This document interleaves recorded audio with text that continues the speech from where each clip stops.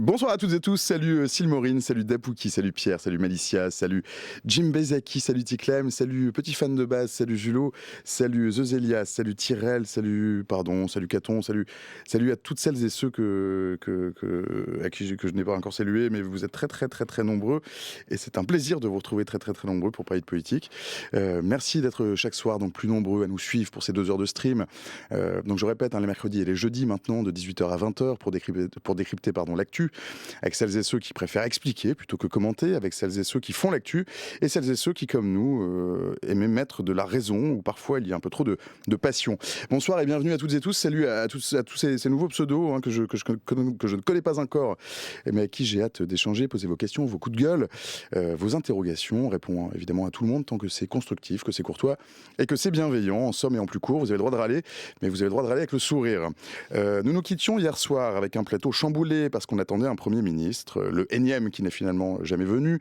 Et ce midi, sur le chemin de la colline, nous allions siffloter, la colline de Chaillot en l'occurrence, sur les pentes desquelles est nichée la maison de la radio et de la musique, eh bien, nos téléphones ont sonné, le zonzonnement des dépêches a tiré de sa torpeur les rédactions un peu lassées de plus de 50 jours d'annonces contradictoires.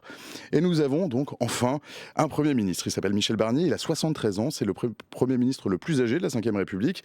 Et dans quelques instants, c'est Gabriel Attal, le plus jeune Premier ministre qui a connu la même République, qui va lui remettre les clés de l'hôtel de Matignon. Pendant nos 2 heures ensemble, et il va nous en manquer des heures, mais on va quand même prendre le temps de poser tout ça, on va essayer d'expliquer un peu qui c'est Michel Barnier, pourquoi Emmanuel Macron l'a nommé. On va peut-être aussi s'essayer à quelques pronostics. On va pas faire de la voyance, mais on va faire un peu de mathématiques, on va compter les sièges, on va imaginer des alliances, on va aussi sortir nos microscopes à balayage pour aller fouiner dans les interstices et mettre un peu de lumière là où il y a de l'ombre, mettre du relief là où on pense qu'il n'y a que du plat. On va parler de stratégie, de tragédie, de malice et de coulisses. On va parler intrigue de parti et sièges éjectables. Bonsoir Amélie Le Breton. Bonsoir Ludo. Salut Amélie, t'es communicante, présidente de l'agence de communication Coriolink. À tes côtés Bruno Cotresse. Salut Bruno. Bonsoir. Chercheur CNRS au CEVIPOF, le centre de recherche de la vie politique. Tu es enseignant par ailleurs à Sciences Po. CEVIPOF qui dépend de Sciences Po. Oui. Voilà, c'est pareil en fait. Et à mes côtés Aurore Malval, tu es rédactrice en chef chez Marianne. C'est ça. Salut à tous les trois, bonsoir. Je vois que... Alors on vous mettra le canal 27 quand Michel Barnier arrivera à Matignon, mais je pense qu'il n'est pas encore arrivé à l'hôtel de Matignon, Cyril. Il est déjà arrivé, ok, pardon. Il est en train de causer. Ouais, on va attendre qu'il cause et peut-être qu'on ira faire un tour à l'hôtel de Matignon, rue de Varennes, quand ils sortiront sur le perron. Michel Barnier, on en avait parlé rapidement, on l'avait évoqué, puis on était passé un petit peu à autre chose. Le voilà pourtant Premier ministre. Comment on lit cette nomination ? C'est celle d'un Emmanuel Macron un peu acculé, sous pression, qui doit décider vite. Est-ce que c'est un choix stratégique qui va finalement arranger presque tout le monde ? Ou est-ce que c'est une sorte de joker, Amélie ? Ah non, mais là, il y a trop de questions, Ludo. Non, donc, je vais... C'est pour lancer. Voilà, je vais peut-être revenir d'abord sur moi ce que j'appellerais les atermoiements d'Emmanuel Macron. 51 jours quand même, il nous a fait attendre. Et ce matin, je voulais vous parler d'un article qu'il y avait dans Le Parisien, le journal Le Parisien. Les journalistes politiques, donc Michel Barnier n'était pas encore choisi, n'était pas encore nommé, puisque le communiqué de presse de l'Élysée est tombé, donc est sorti vers 13h, je crois. Et donc ce matin, dans Le Parisien, les journalistes politiques écrivaient ceci. Attention, je vais ouvrir les guillemets. Plouf, plouf.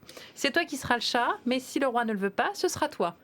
Et je vous jure, et les journalistes continuent en disant, expliquant que la quête ressemble à cette comptine d'enfants. Et en lisant ça, je dois vous avouer que j'étais un peu en colère, parce que je me suis dit que les journalistes avaient raison à plusieurs égards. On a l'impression depuis 51 jours que quand même, c'est un peu comme le Titanic, on ne sait pas trop si on va finir mal. On ne sait pas trop s'il avait déjà un plan, en tout cas, il ne le montrait pas, Emmanuel Macron. Il y a Jim Bezaki qui dit tout ça pour ça, quoi. Exactement, c'est Shakespeare qui disait beaucoup de bruit pour rien. Bon, bah, en fait, on y est un peu. Et puis, il y a dans cette comptine, c'est « Mais si le roi ne le veut pas, ce sera toi ».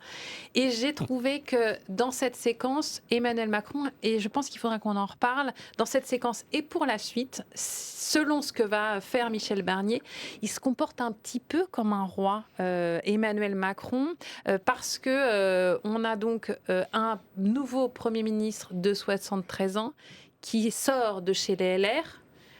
Et alors, sauf si j'ai perdu ma boussole politique, mais les LR ont fait un score de 47 députés, je crois, aux élections législatives et aux élections européennes, puisque la dissolution a été décidée suite aux résultats des élections européennes. Je ne suis plus certaine que ce soit M. Bellamy qui ait gagné. Ah non, c'est pas lui. C'est le Rassemblement national qui est arrivé en tête. Et ensuite, dans un mouchoir de poche, on avait Place Publique, donc Raphaël Glucksmann, proche des socialistes, les Insoumis et Ensemble, donc la majorité à l'époque présidentielle. Donc moi, je commencerai par là en disant, bon, tout ça, pour en arriver là où on en est, c'est le troisième Premier ministre qui sort des LR. Avant, il y avait Édouard Philippe et Jean Castex. Donc, j'ai l'impression qu'il nous rejoue ce qu'il nous a déjà joué, alors qu'il nous avait promis qu'il allait changer. Jupiter is back, dit The Zélias. Bruno Cotresse. Oui, on est embarrassé en fait pour commenter cette décision parce que Michel Barnier, il a un CV qui est impressionnant. Donc évidemment, il faisait partie, bien sûr, des personnalités politiques qui étaient éligibles un jour à ce genre de position. Évidemment, il est couvert de médailles au plan de ses responsabilités locales, nationales, plusieurs fois ministre, européennes, n'en parlons même pas. Donc évidemment, il est plus que qualifié. Je dirais même, mon sentiment, c'est à la limite, il est presque, le CV est trop prestigieux pour gérer le truc qu'il va avoir à gérer. Et il peut même y abîmer un peu son image, ou au contraire, on verra se révéler, on ne sait pas. Il faut être très prudent. Mais effectivement, ce qui est étrange, c'est cette décorrélation totale avec le résultat des élections. Et effectivement, ça vient bien d'être appelé. Les deux élections qui se sont suivies, européennes, triomphe du Rassemblement national. Premier tour des législatives, rebelote pour le Rassemblement national.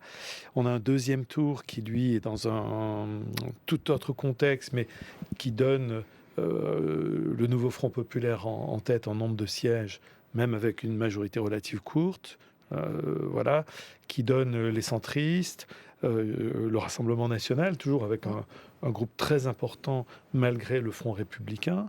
Ils sont pas loin de 150 maintenant. Et effectivement, sort du chapeau un républicain pur sucre, c'est-à-dire avec une différence assez capitale, me semble-t-il, en termes de narration, par rapport à ce qu'aurait pu être Xavier Bertrand. C'est qu'à un moment donné, Xavier Bertrand lui était sorti de chez les Républicains, les trouvant peut-être trop à droite, trop conservateur. Il était sorti. Il est revenu après, mais au moins, on pouvait dire, c'est un républicain, mais qui, à un moment donné, a fait passer un message qu'il n'était pas à l'aise avec les républicains et sa famille politique, alors que là, on a un républicain qui est, même s'il a sa ligne à lui, sans doute, c'est un grand Européen, c'est un grand élu local, évidemment, mais c'est quand même issu directement d'un parti qui, effectivement, dans l'ordre d'arrivée des deux élections, est assez loin. Aurore Malval, est-ce que tu souscris ?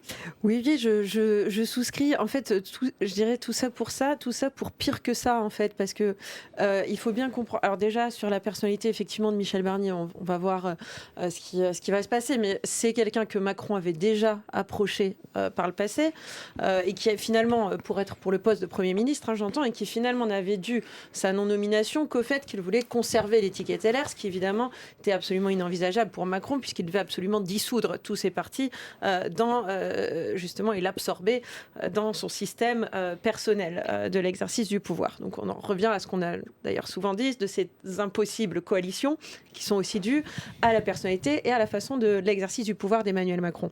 Mais justement, quand on regarde l'Assemblée, c'est-à-dire qu'aujourd'hui on a un Premier ministre, on n'a pas encore de gouvernement, mais en fait rien n'a changé. Et Michel Barnier se retrouve Premier ministre de toute façon d'un gouvernement qui aura beaucoup de mal à gouverner. Rien n'a bougé dans les équilibres à l'Assemblée. Et effectivement, par ce fait du prince... Alors, ta question au début était joker, coup de poker un peu de Macron. Macron s'est emprisonné dans cette désignation du Premier ministre parce qu'en voulant conserver lui-même le pouvoir, l'ascendant là-dedans, il s'est emprisonné dans un système où il devait créer une coalition a priori, c'est-à-dire sans que la coalition ne naisse par le Parlement, devant le Parlement. Donc forcément, il avait quasiment plus aucune option. Et évidemment, les oppositions jouaient tout à fait leur rôle en disant chacune leur tour, ah ben non, mais nous, on censure lui. Allez, hop, un autre non, ah ben nous, on censure. Donc voilà, là, il y a eu d'ailleurs peut-être aussi au bout d'un moment un principe un peu de responsabilité, je dirais, entre guillemets, parce que voilà, le RN, à chaque fois, là, le RN a été un peu le faiseur de roi.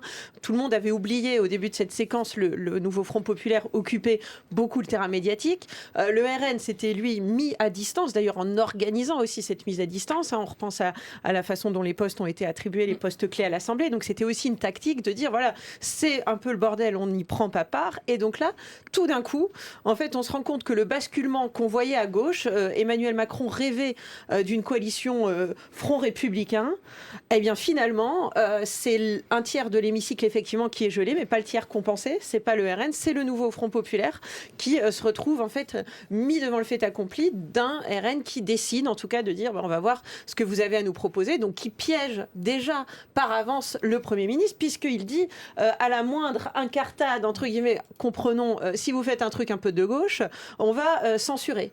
Donc on a une situation qui est totalement bloquée et en fait tout le monde a un peu menti quand même avant.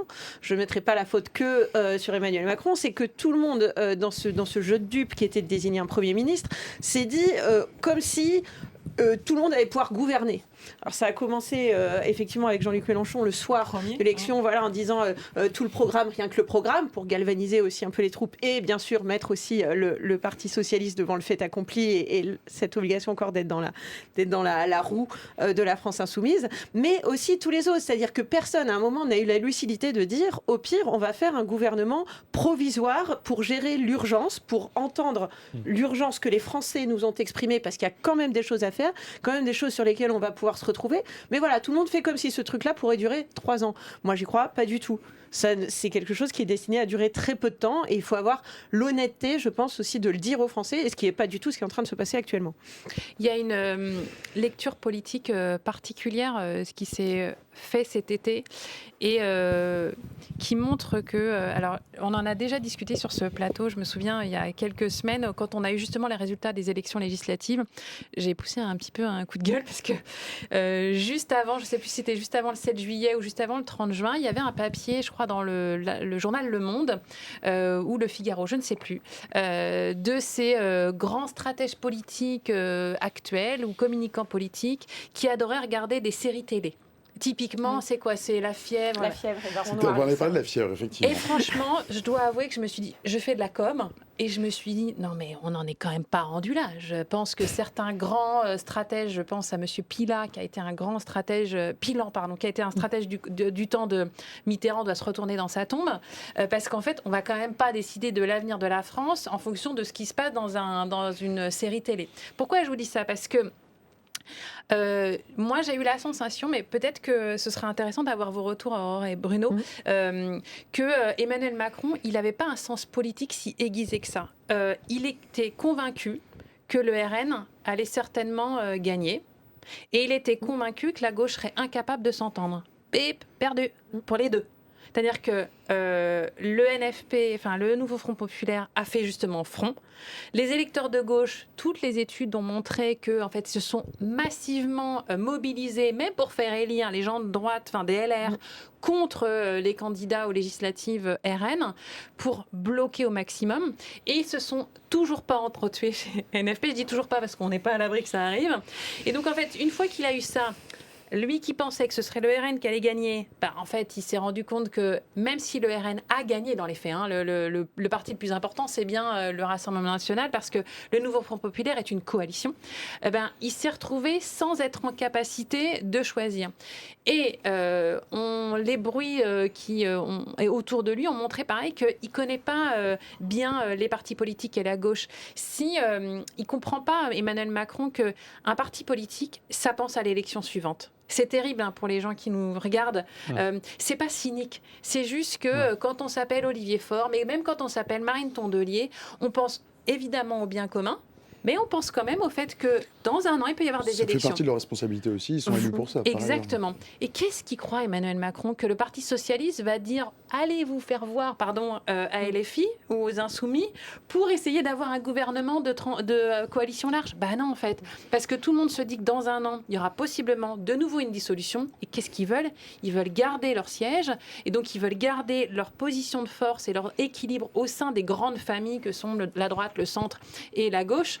parce que derrière, en fait, il y a des éléments financiers qui entrent en compte, ce qu'on appelle des dotations suite aux élections, et ça, qu'il ne l'ait pas pris en compte, et qui se retrouve comme si c'était de la faute des partis, c'est faire, je trouve, preuve de grande naïveté vis-à-vis de ce qu'est un parti politique, et surtout en France. Bruno ? Oui, c'est vrai. Oui, c'est vrai. J'écoutais, j'allais vraiment. Ce qui est étonnant, c'est que Emmanuel Macron, de son élection de 2017, a sans doute surestimé sa capacité, au fond, à être un acteur aussi stratégique, clairvoyant. En 2017, il l'est quand même pas mal. Très stratégique, très clairvoyant. Voilà. Et on voit que là, effectivement, il y a ce pari qui a été fait, qui effectivement, quand on connaît un tout petit peu l'histoire de la gauche, semble un pari absolument complètement déraisonnable, parce qu'on sait que non seulement à l'intérieur de la gauche, il y avait une forte demande d'unité. Je renvoie à la primaire populaire avec Christiane Taubira, qui symbolisait au fond cette demande d'unité à gauche. Et puis c'est historiquement très, très, très ancré dans la mémoire politique des gens de gauche. Si on prend plusieurs des acteurs du nouveau Front populaire, les communistes, les socialistes, ils ont une longue, longue tradition d'unité entre eux, mais même si cette unité s'est faite dans la douleur, même s'il y a eu des hauts, des bas, des crises, des drames entre eux, mais à un moment donné, faire campagne ensemble, gagner ensemble, c'est dans leur mémoire, c'est très important. Jean-Luc Mélenchon est issu des rangs socialistes, il a fondé un parti qui a longtemps été en symbiose avec le Parti communiste. Donc voilà, ils connaissent tous, au fond, cette histoire, ils ont ces réflexes d'unité, et il y a cette dimension stratégique. Je dis souvent à mes élèves à Sciences Po, un homme politique, c'est un mélange de conviction et de stratégie. Effectivement, et c'est pas qu'ils aient des stratégies, c'est pas leur faire injure, c'est pas dire qu'ils sont des méchants cyniques qui cherchent des postes, qui courent après la gloire, l'argent. C'est pour porter leurs convictions. Après, ils sont comme les autres êtres humains, si on leur rapporte de la gloire et de l'argent, ils n'ont rien contre, évidemment. Mais la force de conviction est quand même toujours là. Et effectivement, dans la dimension stratégique, il y a non seulement éventuellement une prochaine dissolution, puis il y a les élections municipales qui arrivent. C'est le trésor des trésors, le trésor de guerre le plus important, c'est-à-dire avoir des mairies, des conseils municipaux. Et dans les mairies, dans les conseils municipaux, il y a beaucoup d'unités de la gauche quand même. Voilà, il y a beaucoup. Et ils n'ont pas envie. Les maires écologistes qui ont eu de très beaux succès aux dernières municipales en 2020, en gagnant des grandes villes, ils n'ont pas envie de les amener sur un plateau au camp d'en face avec la division chez eux. Donc voilà, il y avait effectivement de la part d'Emmanuel Macron une surestimation de sa capacité à être l'acteur dominant qui prend une décision qui est disruptive, entre guillemets, et il a sous-estimé les réflexes d'unité à gauche.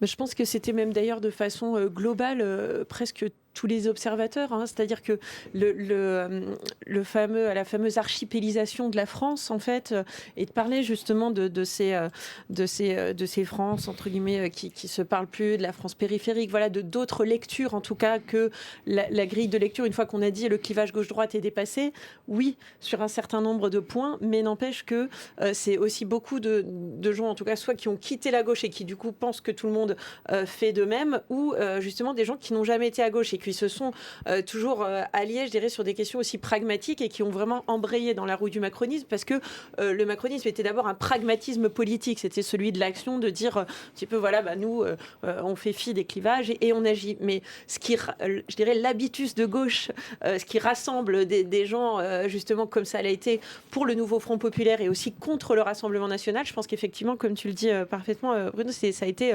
totalement sous-estimé pour ces élections. Et d'ailleurs, CF aussi, le score auquel était donné le RN avant l'élection, qui ne pensait pas que les gens feraient autant, encore une fois, barrage.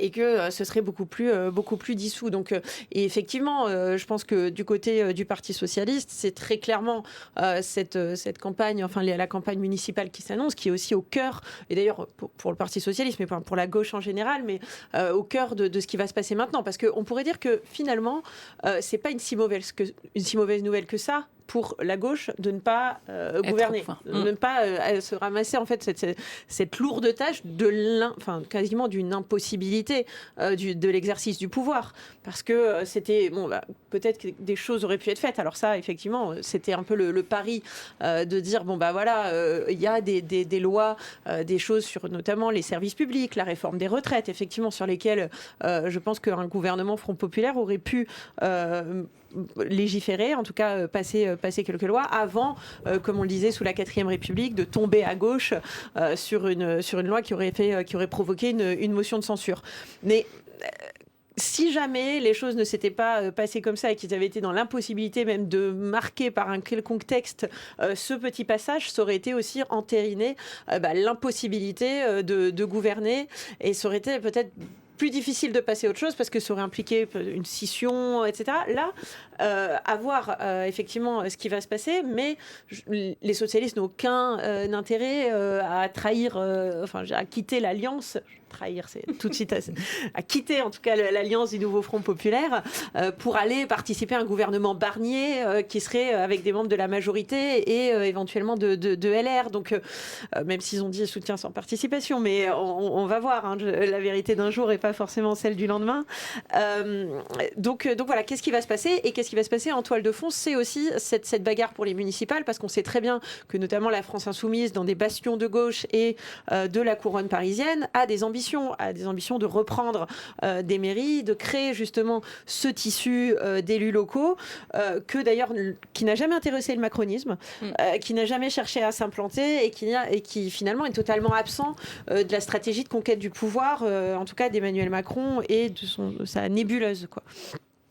On fait une pause de chat si vous voulez, si vous le voulez bien. Enfin, moi j'ai très envie en tout cas. Ça s'engueule pas mal dans le chat. Continuez à vous engueuler, mais engueulez-vous avec le sourire s'il vous plaît. De la courtoisie, de la bienveillance, c'est très bien. Il y avait Thibaut qui disait non mais je crois qu'il faut laisser tomber les médias à la botte du pouvoir, et France Info prend la même tangente. Bah ça va, c'est pas sympa. Le service public quand même, on tient la route quand même. Tu peux aller aussi t'informer par ailleurs dans des chaînes qui sont à la main dans la main de grands milliardaires. Bon. Reste sur France Info quand même, et reste avec nous, on est très bien sur France Info. Plus sérieusement, il y a Elena qui demande, et il y en a beaucoup d'autres dans le chat qui sont d'accord avec il ou elle, je pense plutôt elle, qui demande est-ce qu'on peut officiellement dire que c'est un déni démocratique ? C'est une très très bonne question. C'est une question qui revient beaucoup, qui a beaucoup revenu ces derniers jours, et qui revenait déjà au moment de la dissolution en fait. Il y a le déni. Oui, c'est une très bonne question parce que cette question-là, alors je ne vais pas y répondre, mais je vais expliquer pourquoi, selon moi, elle porte en elle quelque chose qui peut basculer dans un chaos plus fort politique. Pourquoi ? Parce que, on le rappelle, les élections législatives, le résultat, ce n'est pas du tout les LR qui sont arrivés en tête, et ce n'est pas du tout les macronistes. Pour 7%, les LR, c'est ça, hein, c'est la 4e force. 46 sièges, 47 sièges versus 126 pour le RN, mais si on ajoute les ciotistes, 143. Bon. Et puis on est à 182 chez NFP, je crois. 193, merci Bruno. Donc, on a ces calculs-là, voilà, on a ces chiffres-là. Et ensuite, on a un président de la République qui nous sort du chapeau, Michel Barnier, donc on pourra revenir sur qui il est, ce qu'il représente, voilà, et comment il va faire un gouvernement. Mais il y a une graine qui est semée on n'a pas respecté ce qui est sorti des urnes. C'est-à-dire le fait que les deux grandes forces qui ont eu le plus de sièges à l'Assemblée nationale, et avant les forces qui ont ramassé le plus de voix au niveau des élections européennes, sont représentées dans un gouvernement. Alors qu'Emmanuel Macron nous a dit « Écoutez, vous allez revoter parce que comme ça, vous allez asseoir, je vais écouter le peuple ». Bon, pourquoi est-ce que c'est une graine qui est pour moi compliquée, ce qu'on appelle le déni de démocratie ? Parce que demain, les électeurs, qui sont les citoyens, peuvent exprimer une colère de plus en plus forte. Et cette colère, elle peut se mettre dans la rue. Et elle peut aussi s'exprimer demain dans les urnes de façon beaucoup plus radicale. Je vais faire un parallèle avec le Brexit. Le Brexit, ça a été pour beaucoup de gens qui ont voté pour le Brexit, c'est-à-dire pour sortir de l'Union européenne, la concrétisation, enfin le peuple reprenait le pouvoir. Ce qui veut dire que je ne vais pas faire Madame Irma parce que je ne suis pas assez bonne pour ça. Mais moi, j'ai peur qu'il y ait des cristallisations de beaucoup de ce qu'on a vu avec les Gilets jaunes, que ce soit beaucoup plus violent demain, s'il y a la moindre étincelle politique, que les gens aillent dans la rue et qu'ils expriment leur colère. Parce que là, c'est comme si on avait frustré plein de gens. Et que donc la frustration, elle peut s'exprimer violemment. Et puis ensuite, dans les urnes, ça veut dire que cette fois-ci, on dira, vous savez quoi, le Front républicain, c'est sans nous. Voilà. Et on aura un résultat. Et voilà. Et donc, pour montrer que le peuple peut décider. Et donc, pour moi, le déni démocratique, là, ce qu'il est en train de semer, c'est potentiellement la graine de la violence. Après, peut-être que je suis trop pessimiste et qu'il faudrait que je reparte en vacances au soleil. Mais je vous écoute. Parmi les gens en colère, ou en tout cas qui ont exprimé de vives réactions, il y a notamment la France Insoumise qui a annoncé qu'elle déposera une motion de censure. Et je vous propose d'écouter Emmanuel Bompard, qui est le coordinateur national de la France Insoumise. Il faut arrêter de faire croire aux gens, les gens ne sont pas bêtes, que Michel Barnier va arriver pour mettre en place la politique du nouveau Front populaire. Enfin, je veux dire, arrêtons de prendre les gens pour des imbéciles. Les gens ne sont pas des imbéciles. Et comme les gens ne sont pas des imbéciles, ils savent très bien que si c'est Michel Barnier, c'est pas pour faire la politique pour laquelle ils ont voté aux élections législatives. Et nous, on sera à ce moment-là les défenseurs de la démocratie en déposant une motion de censure. Bon, une motion de censure, pas très loin toujours du côté des Insoumis. Le premier d'entre eux dénonce une élection volée. On écoute peut-être Jean-Luc Mélenchon. Le message a été nié. Et maintenant, nous découvrons un Premier ministre qui est nommé avec la permission et peut-être sur la suggestion du Rassemblement national, alors que le deuxième tour de l'élection législative avait été tout entier concentré à faire échec à ce Rassemblement national. C'est la personnalité la plus proche de ces positions qui est désignée. Quasiment un gouvernement de M. Macron et de Mme Le Pen. L'élection est volée, le Premier ministre porte un message de négation de la volonté du peuple français, et ce n'est pas la première fois. J'en appelle donc à la mobilisation la plus puissante que possible, le 7 septembre, pour le respect de la démocratie, pour le respect de la bonne compréhension de ce que sont des institutions républicaines placées sous la souveraineté du peuple. Amélie Le Breton. En fait, je trouve que ça illustre, pour l'instant, on est sur des appels de mobilisation. Mais la mobilisation, les partis politiques comme on le sait les syndicats, ils n'ont pas la main de ce qui va se passer dans la rue. Donc évidemment, moi j'espère pas et j'appelle pas du tout à la violence, qu'on soit très clair. C'est juste que je me dis, la frustration... Il faut se mobiliser sans être violent. Voilà, mais la frustration, elle peut aller jusqu'où? L'expression de ce déni démocratique que des gens vont vivre dans leur chair, elle va aller jusqu'où? Et là, moi, je m'inquiète pour la démocratie. Oui, alors c'est par rapport à la... Je pense qu'effectivement, un électeur de gauche ne peut que considérer qu'il y a un déni de démocratie. Parce que soit il a voté pour le nouveau Front populaire, soit il a voté pour un candidat macroniste ou LR, il a fait barrage, et d'ailleurs il l'a beaucoup plus fait que ses homologues, justement LR ou macronistes, qui eux se sont quand même beaucoup moins mobilisés pour voter pour des candidats NFP lorsque c'était le cas, il faut quand même le rappeler, et ça se ressent d'ailleurs dans les groupes, et je pense qu'il y a une trentaine à peu près, on avait fait les comptes à Marianne, une trentaine de députés justement de l'ancienne majorité présidentielle qui ont été élus vraiment grâce à la mobilisation des électeurs de gauche dans leur circonscription, donc c'est quand même assez important. Mais donc là, voilà, je pense que ce barrage, effectivement, on dit toujours le barrage républicain a vécu, est-ce que c'était vraiment la dernière fois? Après, encore une fois, on est face à une situation inédite.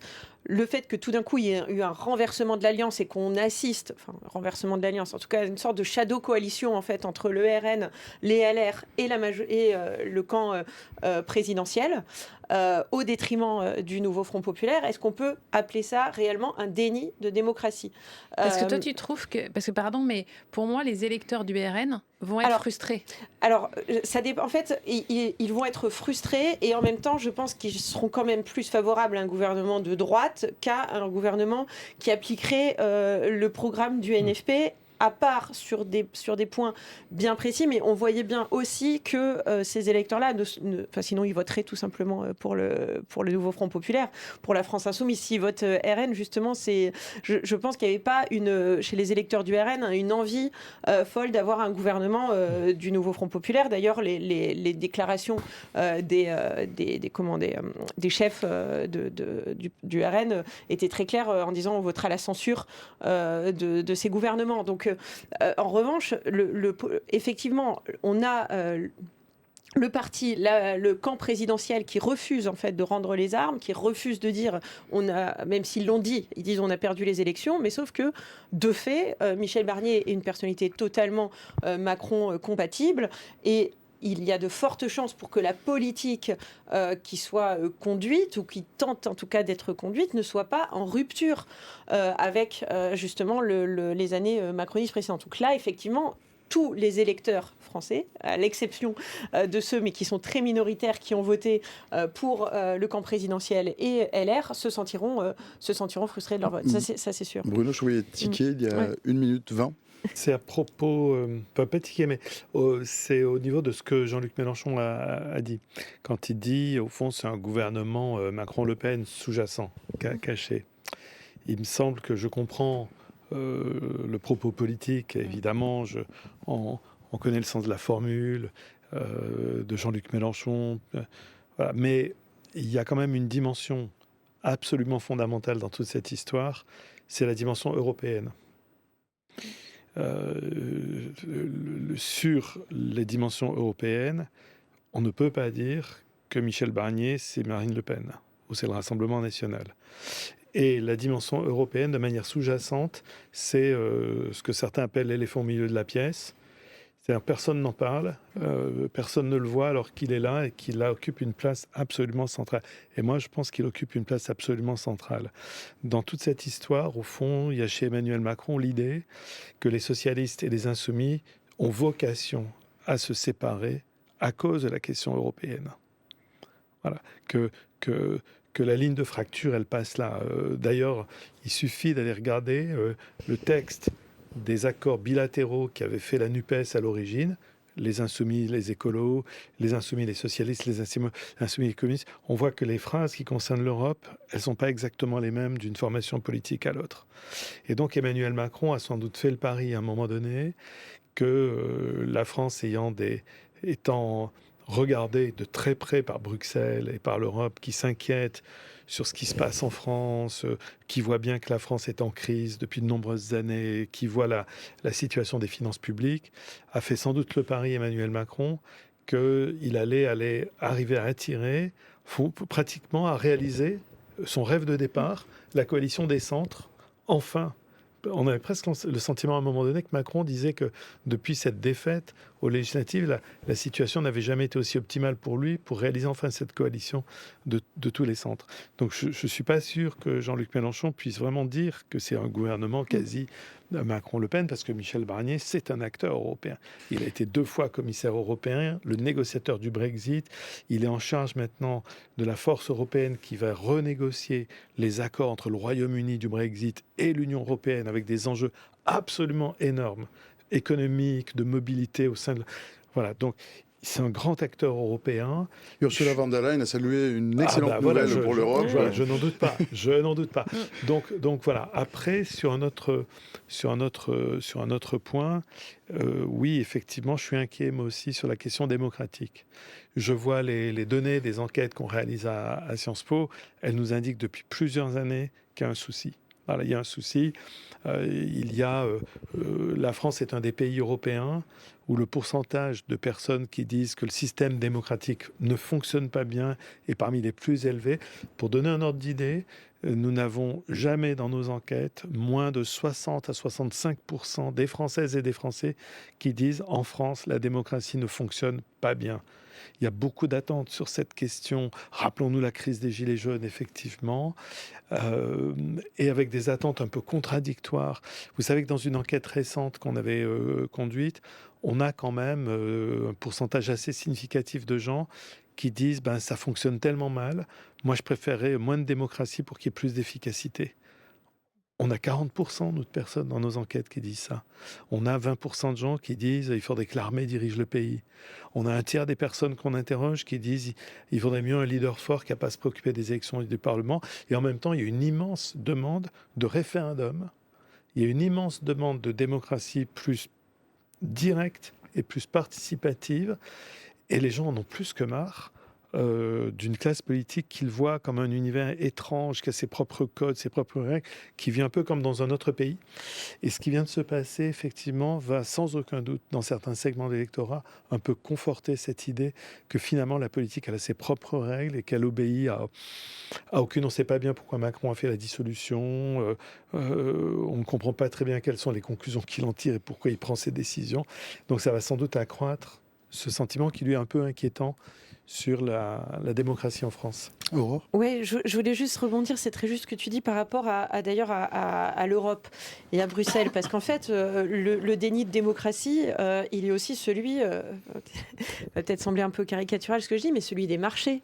C'est-à-dire qu'on a déjà, et c'était le cas juste après l'élection, où déjà Bruxelles avait annoncé, avec tous ses émissaires, je dirais, que en gros, le programme du NFP était irréalisable, etc., qu'il fallait absolument s'attacher à réduire le déficit. Donc en fait, l'Europe, dans une certaine mesure, sape les fondements de l'action politique d'un pays. Et c'était vraiment des gros coups qui n'étaient pas du tout discrets, quoi. Il s'agissait de dire, attention, tout programme qui sort, en fait, qui est en rupture avec ce qui se faisait avant, mettra la France à la merci de l'Europe. Et en gros, attendez-vous à finir comme la Grèce, quoi. C'était un peu ça le message. Et ça aussi, je pense que c'est grave. Et effectivement, on avait vu d'ailleurs, et c'est là où je pense que effectivement le Rassemblement national a une autre position sur la question européenne que celle de Michel Barnier. Néanmoins, lorsque le Rassemblement national a fait alliance avec Éric Ciotti, il y a quand même un certain nombre de mesures qui ont été adoucies, je dirais de mesures sociales, voire repoussées au calendrier grec, pour rassurer ces fameux marchés et dire attention, mais nous, c'est pas la chienlit, c'est pas l'instabilité économique qu'on vous promet, c'est un programme raisonnable finalement de droite. Et là, tout d'un coup, le côté social, en tout cas qu'il y avait sur au RN, a quand même beaucoup disparu sous l'influence justement de ce désir de rassurer les marchés. Et ça, je pense que les gens, en tout cas, en sont aussi conscients. C'est-à-dire qu'il y a un champ contraint du politique et c'est très dur. En tout cas, le système, en tout cas, donne l'impression qu'on ne peut pas en sortir. Sur Bruxelles et le choix de Michel Barnier. Donc, Michel Barnier, il a été effectivement commissaire européen. Il a été ministre dans les années 2000 et dans les années 90. Ministre donc sous Nicolas Sarkozy, quand Nicolas Sarkozy était président de la République, et puis aussi sous Jacques Chirac. Et donc, il est connu de l'univers européen. Donc, quand il a été négociateur du Brexit depuis 2016 jusqu'en 2021, il a été salué ensuite par les 27, donc les États membres, donc les émissaires des États membres, ce qui est assez inédit. Pourquoi je vous dis ça ? Parce que je me suis posé la question, mais pourquoi Michel Barnier ? Et donc, j'ai trouvé plusieurs... J'ai essayé de... Je me suis dit, parce que officiellement, c'est la version de l'Élysée, il a un profil assez rassembleur. Bon, on verra s'il y arrive. Et puis ensuite, parce que certainement Emmanuel Macron veut donner des gages à Bruxelles. Pourquoi ? Parce que la France, elle est visée depuis le mois de mai par une procédure qu'on appelle le déficit public excessif. La France n'est pas le seul pays qui est visé par cette mesure. Il y a la Belgique. Procédure, c'est un gros mot, ce n'est pas si grave. Alors, c'est parce que les États ont décidé qu'il y avait le sacro-saint 3% qu'il ne fallait pas dépasser en termes de déficit public. Oui, voilà. On a décidé que c'était... Voilà. Mais l'Allemagne a décidé... Ça a été voté par tous les États. Et donc, aujourd'hui, vous avez la Belgique, l'Italie, la Hongrie, Malte, la Pologne et la Slovaquie qui sont visés par cette mesure. Et donc, en gros, Michel Barnier, certainement, a dû se dire Macron, j'en sais rien parce que j'étais pas dans sa tête, mais je me suis dit, certainement, il s'est dit, Michel Barnier connaît bien les arcanes européennes. Donc, puisque j'ai un problème de déficit public et je dois trouver des milliards sur le projet de loi de finances qui doit être voté dans pas longtemps pour trouver des économies partout, et qu'en plus, je dois donner des gages à Bruxelles, peut-être que lui saura parler bruxellois assez bien pour, en fait, aplanir les relations avec la Commission européenne. Est-ce que c'est une bonne chose ? sur ce pan-là de Bruxelles, je reviens à la problématique de ce que vont penser les électeurs, parce qu'il y a quand même effectivement ce repoussoir de l'Union européenne par plusieurs partis politiques. Donc les règles de l'Union européenne sont remises en cause, notamment par les insoumis. On a vu effectivement que pendant la campagne sur les élections européennes, il y a eu beaucoup de violences entre places publiques qui étaient représentées par Raphaël Glucksmann, porté par les socialistes, et de l'autre côté les insoumis avec Manon Aubry. Ça a été très très tendu la campagne. Et puis évidemment le Rassemblement national. Et donc c'est pour ça que je vous parlais tout à l'heure de moi, la crainte que j'ai, c'est qu'il y a quand même des gens qui se disent, donc c'est un représentant de Bruxelles finalement qui va représenter la France, alors que nous on a voté contre cette façon de faire bruxelloise parce qu'on a mis dans l'urne un bulletin Jordan Bardella au niveau des élections européennes ou un bulletin Manon Aubry, et donc là-dessus en fait c'est pas si pragmatique que ça, parce que ça peut être pragmatique à court terme, mais à moyen terme les effets peuvent être dramatiques en France. Et par ailleurs, il y a du point de vue de la communication politique, de l'histoire que ça raconte, il y a une incroyable force de rappel sur un autre déni de démocratie qui est vécu comme tel, qui est 2005. Oui, le référendum européen, comme par hasard, sur la question européenne. Et effectivement sous toute vraisemblance, plusieurs segments de l'électorat vont voir Michel Barnier comme encore un coup de l'Europe.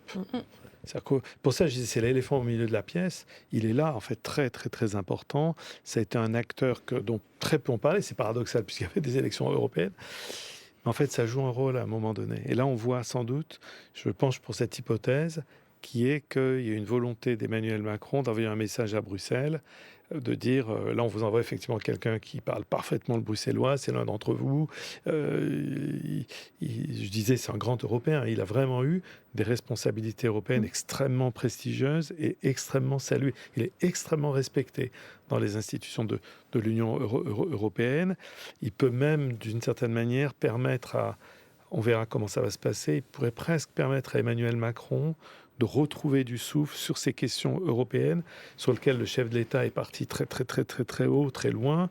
Et puis là, il ne parle plus du tout de l'Ukraine, il ne parle plus du tout du Moyen-Orient, les projets européens, etc. Donc ça peut peut-être permettre à Emmanuel Macron, c'est peut-être ça aussi le calcul qu'il a fait, de retrouver au fond une perspective. Parce que je pense que ce qui manque dans toute cette histoire, c'est qu'il nous explique, le chef de l'État, à quel projet ça correspond de nommer Michel Barnier.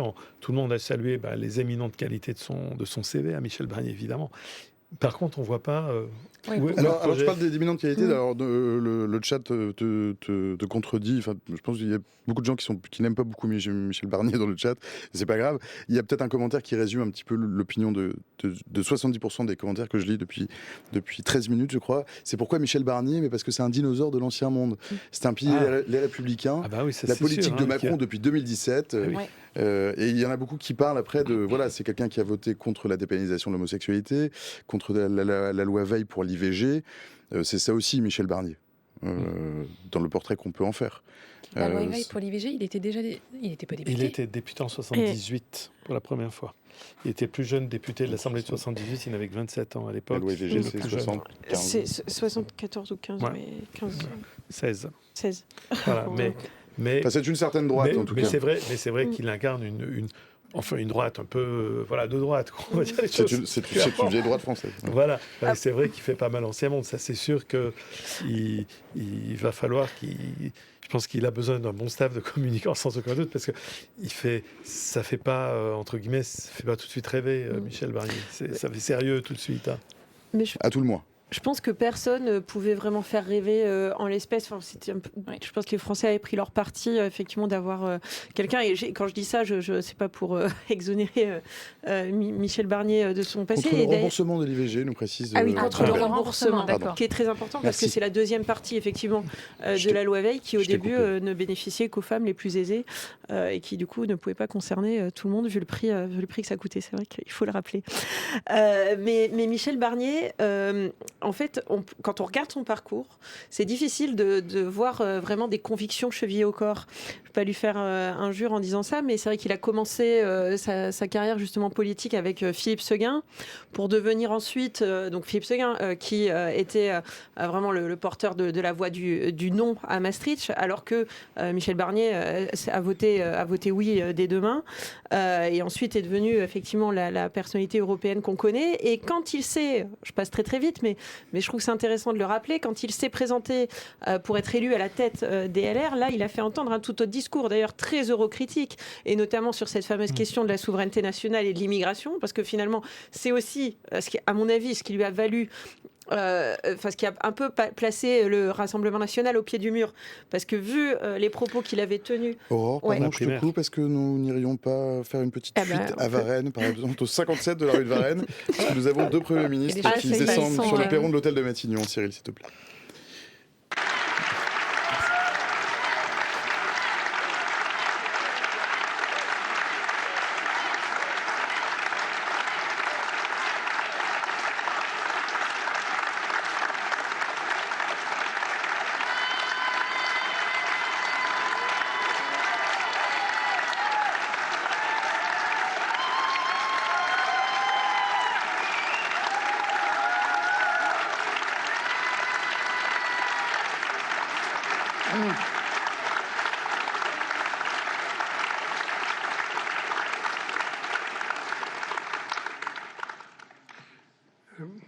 Je peux dire quelques mots, là. Mesdames, Messieurs, d'abord, merci à toutes les équipes des services du Premier ministre d'être là, autour de Gabriel Attal. J'ai bien aimé, cher Gabriel, la manière dont vous avez remercié ces équipes, les membres de votre gouvernement. J'ai bien aimé la manière dont vous avez salué le courage, l'honneur avec lequel, partout en France métropolitaine et outre-mer, les forces de sécurité assument au prix parfois de leur vie la sécurité des citoyens, j'y reviendrai. J'ai bien aimé la manière dont vous m'avez donné non pas des leçons, hein.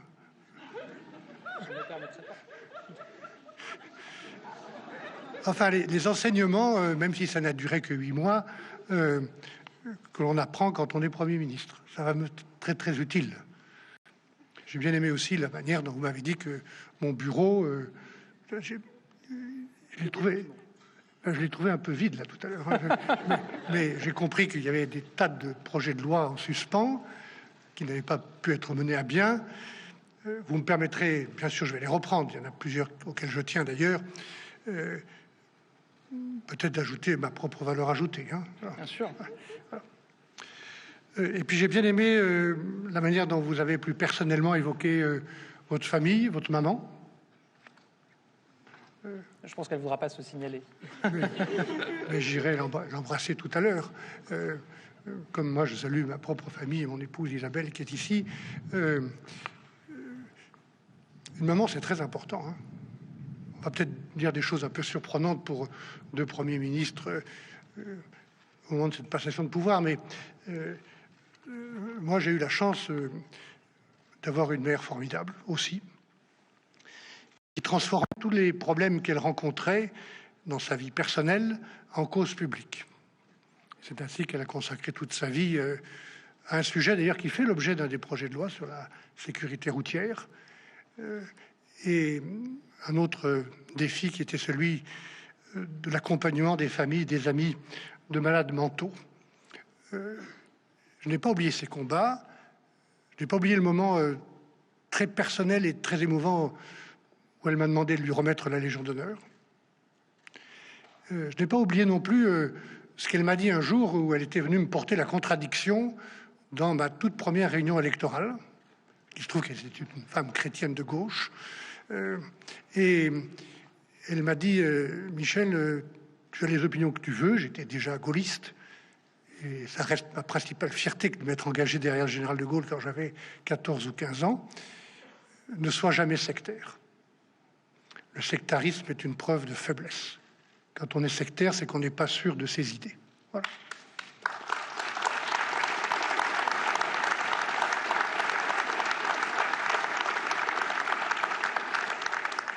Merci Gabriel pour vos mots qui me touchent et qui m'accompagnent et qui m'encouragent, qui est important compte tenu de ce que vous avez fait depuis plusieurs années au sein du gouvernement et dans les tout derniers mois ici à la tête du gouvernement à l'hôtel Matignon.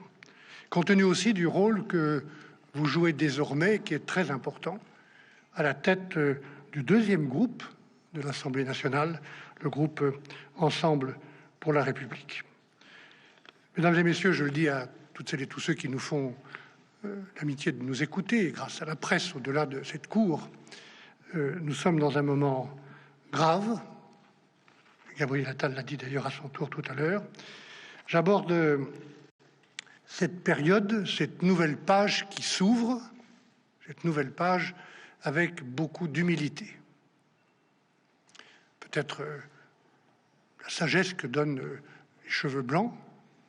J'ai dit un jour à Gabriel Attal, formidable d'être le Benjamin, mais c'est un titre qu'on perd très vite. Hein. On gagne des cheveux blancs. Et moi, je l'ai perdu il y a très longtemps, le titre de Benjamin.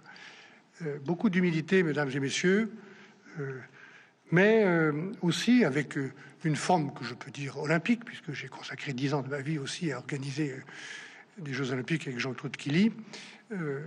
J'ai été aussi très touché pour ce que vous avez dit du succès des Jeux olympiques et du succès qui se déroule même des Jeux paralympiques. Peut-être aussi un mot de ce qui est très important pour moi, qui est le bénévolat. Il y a 40 000 volontaires, brillants, efficaces, disponibles, qui ont donné une tellement belle image de la France à ces millions de gens qui sont venus nous trouver. Je dis ça parce que ils sont là dans des Jeux olympiques, dans d'autres manifestations, mais les mêmes volontaires, les mêmes bénévoles, les mêmes militants associatifs que je vais m'efforcer de reconnaître et d'accompagner un peu plus sur le terrain, sur les stades, dans les écoles, dans les associations sociales ou sportives. Ils font vivre et ils sont l'honneur de la République. Voilà ce que je pense depuis longtemps.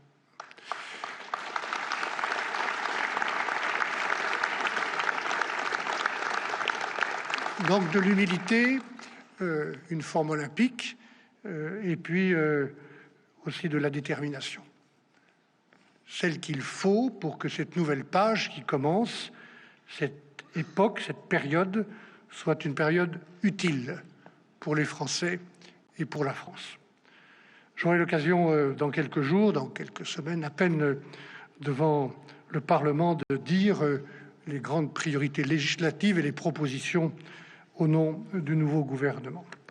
Il s'agira de répondre autant que nous le pourrons aux défis, aux colères, vous les avez évoqués, aux souffrances, aux sentiments d'abandon, d'injustice qui traversent beaucoup trop nos villes, nos quartiers et nos campagnes. Je pense, mesdames et messieurs, à l'accès aux services publics, et l'école restera bien la priorité du gouvernement, l'école de la République. Je pense à la sécurité au quotidien. Je pense aussi à la maîtrise de l'immigration. Je pense évidemment au travail et au niveau de vie des Français. Qu'est-ce qu'on attend d'un Premier ministre? Je le dis avec humilité. Mais je pense qu'on attend de lui qu'il dise la vérité. Même si cette vérité est difficile. La vérité, d'abord sur la dette financière et sur la dette écologique qui pèse aujourd'hui lourdement déjà sur les épaules de nos enfants. On attend qu'ils disent la vérité sur l'influence ou la manière d'augmenter encore l'influence de notre pays en Europe. On attend qu'ils disent la vérité sur le rôle vital que tiennent et que jouent dans tous nos territoires métropolitains et outre-mer les acteurs du monde de l'économie, des grandes entreprises industrielles. J'en ai connu beaucoup dans ma région, comme des entreprises plus petites ou de l'artisanat, les entreprises du monde agricole et de la pêche aussi, dont j'ai eu l'honneur d'être le ministre, il y a quelques années, pas loin d'ici. Il faudra dire la vérité, et je dirai la vérité. Il faudra sans doute aussi de la persévérance pour continuer un certain nombre d'actions engagées sous l'autorité du président de la République pour l'emploi, notamment industriel, et l'attractivité de la France. Et puis la persévérance aussi pour la défense de nos intérêts en Europe. Mais, mesdames et messieurs, il y aura aussi dans cette nouvelle page des changements et des ruptures. Il faudra enfin beaucoup d'écoute, beaucoup de respect, d'abord du respect entre le gouvernement et le Parlement, du respect à l'égard de toutes les forces politiques, je dis bien toutes les forces politiques qui y sont représentées, et je vais m'y atteler dès ce soir, du respect aussi vis-à-vis des partenaires sociaux, des partenaires économiques, et puis vis-à-vis des élus locaux, qui font partie de ce tissu républicain qui est à notre honneur et à leur honneur sur le terrain.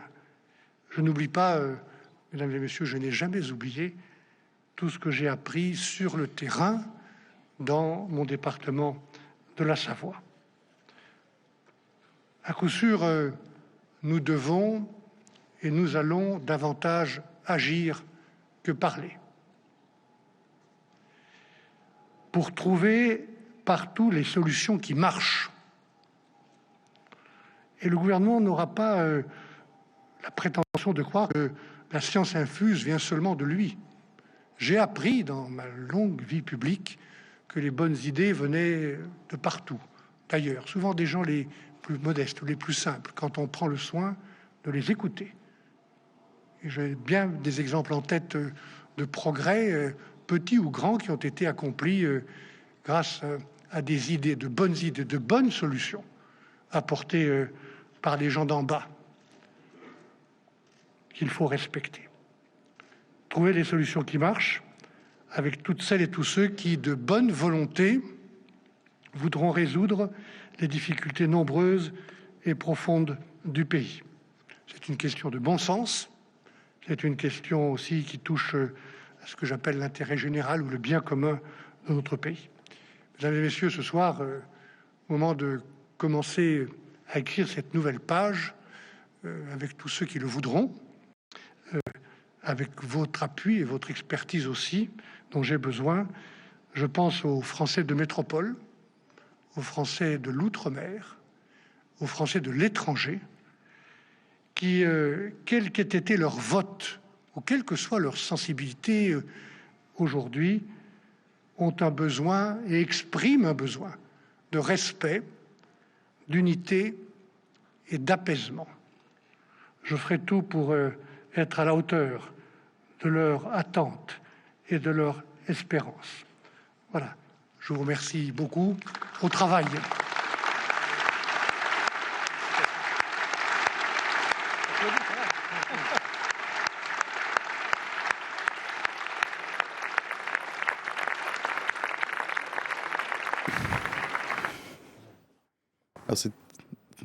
Pardon, nous sommes revenus à l'antenne. Merci Cyril. C'est très vexant pour nous. Vous êtes plus nombreux quand c'est le Premier ministre qui parle que quand on parle à 4. Mais restez avec nous. Qu'est-ce qu'on en a pensé, chers amis?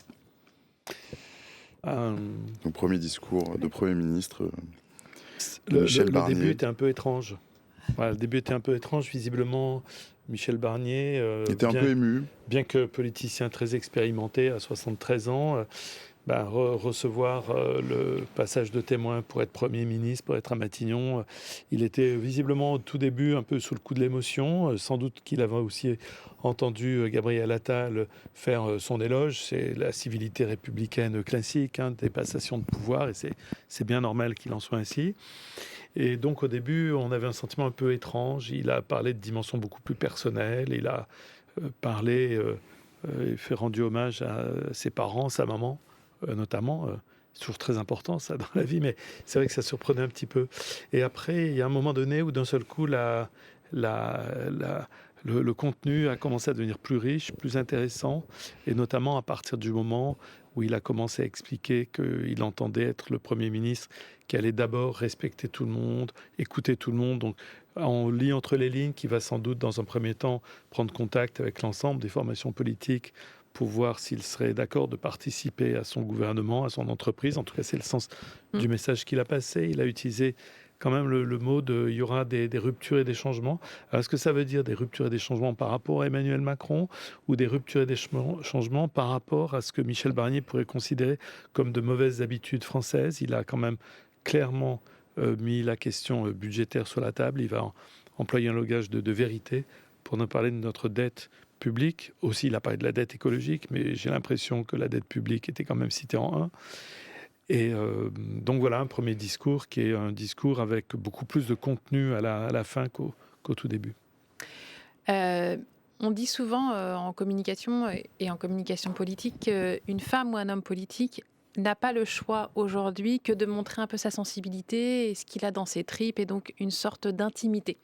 Si je fais un parallèle, il y a beaucoup de gens, si vous regardez en ce moment les élections américaines, la campagne, Kamala Harris, elle a du mal à sortir d'elle-même. On lui a tellement dit que son rire était ridicule, la pauvre, je trouve que c'est ignoble ce que les commentateurs ont fait, qu'elle n'ose plus dans les interviews se lâcher. Et pourquoi c'est important ? Parce que si vous n'avez pas cette intimité, vous ne créez pas de proximité avec les lecteurs. Donc on dit, il faut parfois parler avec ses tripes. Bon, mais il faut savoir le faire. C'est-à-dire que là, effectivement, au début, Michel Barnier, on ne voyait pas trop où il allait aller. Il nous a parlé de sa mère, c'était très bien, mais il ne l'a pas fait avec plus de... C'était plus maladroit qu'autre chose. Et ensuite, il est allé sur le fond. Donc, il était très engoncé au début de son discours. Et puis ensuite, donc, il a un peu plus déroulé, mais c'était long. Il y a quelque chose qui, pour moi, a manqué.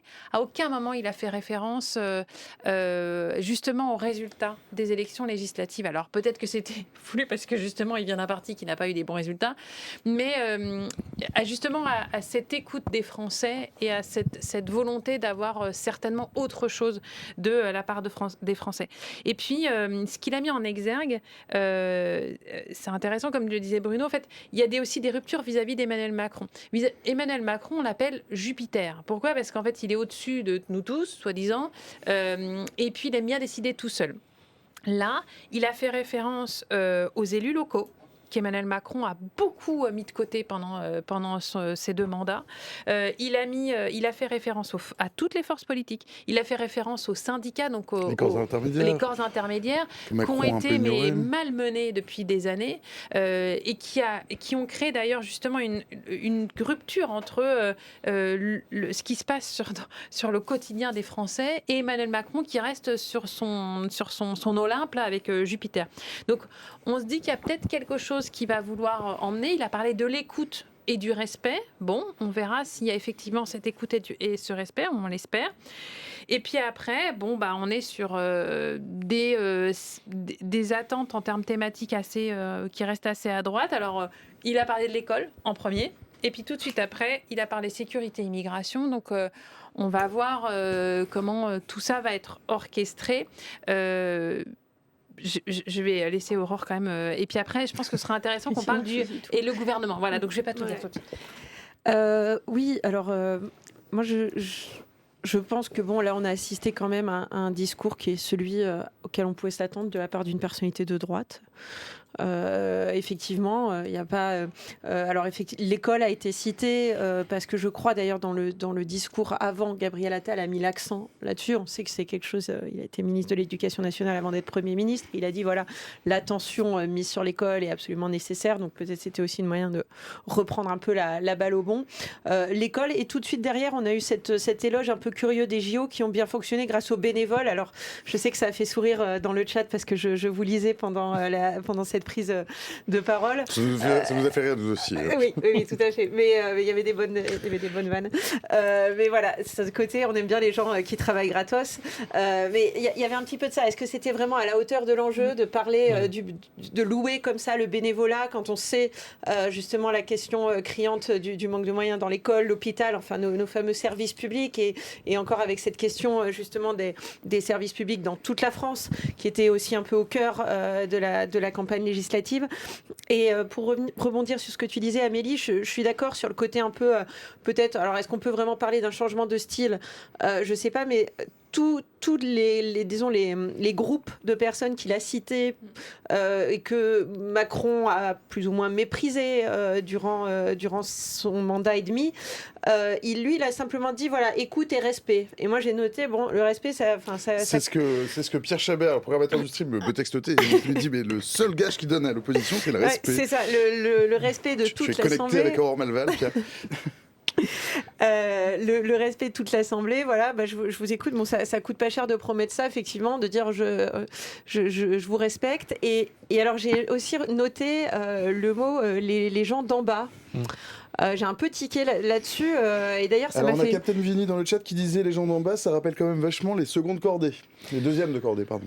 Ouais. Avec les premiers de cordée d'Emmanuel Macron. En fait, j'ai tapé justement à ce moment-là gens d'en bas sur Google et pour voir si justement il y avait eu vraiment des occurrences. Alors outre le film qui était sorti en 2010, les gens d'en bas. Et alors je suis tombée sur une excellente chronique de Frédéric Seyss à l'époque sur France Culture qui un confrère et ami. Et tout à fait, on le salue. Salut Fred.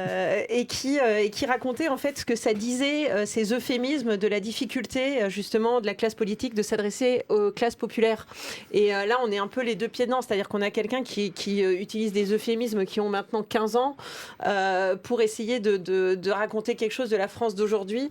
Est-ce que c'est le présage d'une déconnexion qui va pas aller en s'améliorant? Il y avait les cendres de François Hollande, nous dit Merlin. Il y a Midnight Ranger qui dit, et puis il y a ceux qui ne sont rien. Voilà. Qui cite Emmanuel Macron. Alors Emmanuel Macron, c'était sur une autre... Les gueux, je crois que je ne suis pas sûr qu'on le dit dans l'histoire récente. Dans les visiteurs, ouais. Mais voilà, il y a Bandini qui dit qui dit tout ça relève comme d'une certaine condescendance de la classe politique ou à tout le moins d'une extrême maladresse. Ouais, je trouve que c'était un peu... Oui, on voit que là, en fait, le message qu'il essaie de faire passer pour un peu montrer que il se différencie d'Emmanuel Macron, c'était moi je vais m'occuper, on n'a pas la science infuse, il a dit. Voilà, on décide pas d'en haut avec la science infuse. En creux, c'est une semi-critique par rapport à Emmanuel Macron. C'est pas un gros tacle à Emmanuel Macron, mais quand même ça le vise quand même un petit peu. Et ça, c'est que Michel Barnier veut, dans sa toute première communication, montrer qu'il y a un peu un mini parfum de cohabitation entre guillemets. Mini, j'ai dit, n'exagérons pas. Mais voilà, c'est l'idée de dire Macron, il décidait tout seul, il pense qu'il est un génie qui connaît tout sur tout. Et ben moi, mon passé d'élu local, nous dit Michel Barnier, plaide pour moi. Moi qui suis un ancien élu local, il a été... président de la Savoie, du département de la Savoie pendant de nombreuses années. Il a été un élu local. Voilà, donc il veut montrer que lui, il connaît peut-être mieux ou différemment la France qu'Emmanuel Macron. Moi, ce qui m'a un peu intrigué, c'est aussi cet éloge des solutions simples que connaissent les gens d'en bas. Oui. Voilà. Et qu'est-ce que c'est que ce pragmatisme? C'est un éloge du bon sens. C'est le bon sens populaire. Voilà, Madame Michu, Gérald Darmanin, on sait qu'il utilise beaucoup ça. C'est mon boucher de Tourcoing. Lui, c'est mieux que... C'est vrai que c'est une rhétorique que les politiques utilisent souvent quand ils veulent montrer qu'ils sont dans la proximité et dans l'empathie. Ils comprennent le pays, ils savent qu'ils ne savent pas tout. Il a parlé de son devoir d'humilité. Et c'est vrai que ça colle pas mal en même temps au personnage a priori de Michel Barnier, qui n'est pas non plus quelqu'un réputé pour avoir... Enfin, il fait un peu austère, un peu sérieux, on va dire les choses comme ça. Donc on s'attend à ce que quelqu'un qui veut incarner l'humilité ait un peu une posture, on va dire, plutôt modeste sur lui-même et une forme un peu d'austérité. Il va y avoir... Ça le rend cependant pas tout à fait antipathique. Enfin, il ne suscite pas le... Non, souvenez-vous, regardez, souvenez-vous de Castex. Certes. Jean Castex, il avait un peu ce côté vieille France, pardon pour l'expression, mais un peu désuet. Un peu sous préfecture. Ah, voilà. Et finalement, il a eu un... Enfin, on ne va pas parler de son bilan, mais en tout cas, sa personnalité n'a pas cristallisé les émotions radicales et négatives contre lui. Finalement, c'était avec son accent et son côté un peu vieille France. Et d'ailleurs, d'ailleurs, on le voit aujourd'hui en tant que directeur général de la RATP. Pour ceux qui ne le savent pas, moi, je l'ai déjà vu. Il habite dans Paris et il se balade tout seul à pied. Il prend le bus. Enfin, en fait, il est normal. T'étais à deux doigts de donner son adresse. Oui, voilà, vous avez rien dit, mais en fait, ce que je veux dire, c'est qu'il fait tout à fait citoyen lambda. Voilà. Et donc, il a finalement les gens, je pense, n'ont peut-être pas imprimé, enfin, n'ont pas une reconnaissance folle de ce qu'a fait Castex, mais il n'embête pas. Il est dans le paysage. Il a moins, il exacerbe moins les tensions que d'autres personnalités politiques qui aiment justement les rapports de force, les choses très, voilà. Ça fait pas trancher. Je voudrais juste revenir sur quelque chose parce que là, on a parlé du discours d'aujourd'hui. Bon, maintenant, il faut qu'on se parle de demain. Voilà. Et moi, j'ai quand même deux interrogations pour Michel Barnier. Comment il va faire une musique vis-à-vis d'Emmanuel Macron ? Parce que si Emmanuel Macron continue à être jupitérien, il ne pourra jamais exister Michel Barnier. Et va-t-il se laisser faire ? Ça, c'est une question, je n'ai pas du tout la réponse parce que je ne le connais pas. Voilà. Et 2, comment va-t-il faire pour réussir à faire un gouvernement ? Parce que je ne sais pas si ceux qui nous regardent s'en souviennent, mais on a quand même vécu, notamment, c'était le gouvernement Borne, des attentes interminables d'un listing, parce qu'en vérité, même si on ne peut pas normalement dire non pour devenir ministre, dans les conditions actuelles, il y a beaucoup de gens, vous vous souvenez, on s'est dit sans être cynique, qui pensent que c'est pas là que ça va jouer. Là, ils vont signer tous des CDD. Tout le monde n'a pas envie d'un CDD. Il y en a qui préfèrent les CDI et donc qui vont attendre le coup d'après, donc potentiellement la présidentielle de 2027, avec des choses beaucoup plus acquises, beaucoup plus assises pour lever la main et se précipiter. Donc, on va aussi avoir je pense, j'imagine, beaucoup de casse-tête de la part de Michel Barnier. Donc nous avons eu un record de 51 jours avec un gouvernement démissionnaire. Combien de temps allons-nous attendre avant d'avoir un nouveau gouvernement ? Oui, surtout que ça lui a un peu tombé dessus. Il se doutait qu'il était dans la liste des éligibles, mais on l'avait un peu mais quand même, ça a dû lui tomber dessus. C'est-à-dire qu'il a sans doute pas eu les moyens de contacter une équipe. Il doit avoir sans doute quelques noms en tête, évidemment, de personnalités politiques qui lui sont proches, avec qui il fonctionne bien. C'est quand même super important dans une équipe gouvernementale d'avoir un cœur d'équipe, un noyau fidèle, fiable, qui connaissent bien le Premier ministre, comment il fonctionne, etc. Donc sans doute qu'il a en tête une partie de l'équipe, mais le vrai problème est moins les noms que le sens politique du gouvernement. C'est-à-dire, effectivement, s'il veut rester fidèle à la feuille de route, la feuille de route, elle a été donnée par Emmanuel Macron dès le 10 juillet.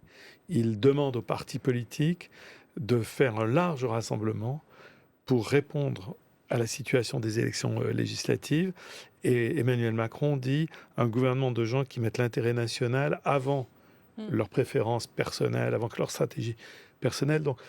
Donc il faut que Michel Barnier reste un peu fidèle quand même à cette idée macroniste de départ. Donc ce qui veut dire effectivement faire monter dans le gouvernement pas que des LR, pas que des Horizons, pas que des Modem. Et réussir à les attirer. Et les attirer avec un projet sur lequel des personnalités qui ont de l'ambition savent qu'ils ne vont pas y brûler complètement leur carrière et qui pourront réutiliser ça. Voilà. Donc c'est pas évident du tout, parce qu'en plus, le message qu'Emmanuel Macron nous a fait passer, c'est que le choix de Michel Barnier n'arrive un peu qu'ultérieurement, après des tas d'autres tentatives, et donc d'une certaine manière, qui n'était pas le premier choix d'Emmanuel Macron, ce qui met le Premier ministre un peu dans une situation un peu structurellement, un petit peu de faiblesse pour négocier avec les autres.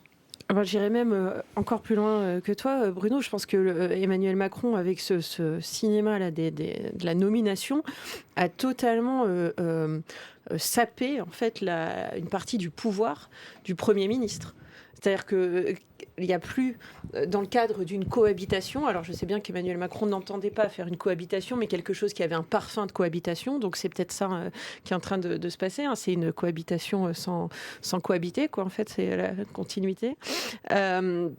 Et du coup, en donnant ces noms, en les testant en fait par avance On disait, voilà, souvent on se rappelle de cette phrase là, du général de Gaulle qui a créé la Ve République pour que ce ne soit pas le régime des partis. Là, ça a été le régime des partis, mais avant même que ça arrive devant l'Assemblée. J'appelle les chefs des partis, j'appelle tout le monde pour dire, alors qu'ils savaient pertinemment que quand c'était un jeu un peu de chaises musicales, on se rappelle d'ailleurs ce qu'il a fait pour... là où ça a été vraiment très très clair que ça allait se passer comme ça, c'est quand il a voulu tester comment LFI était reçu par les autres. Parce qu'il avait dit cette phrase qui avait été, je me souviens parce que c'était surprenant, Olivier Faure sortant de l'Élysée dit que le président de la République a dit que tous ceux qui avaient participé au Front républicain avaient vocation à pouvoir se retrouver dans un gouvernement. Donc tout d'un coup, il réintégrait LFI dans l'arc républicain. C'était évidemment pas pour les faire revenir, c'était pour que ce soit aux autres partis que revienne la décision de les exclure. Et ensuite, tout le monde défilait en disant non, on ne voudra pas de LFI, voilà.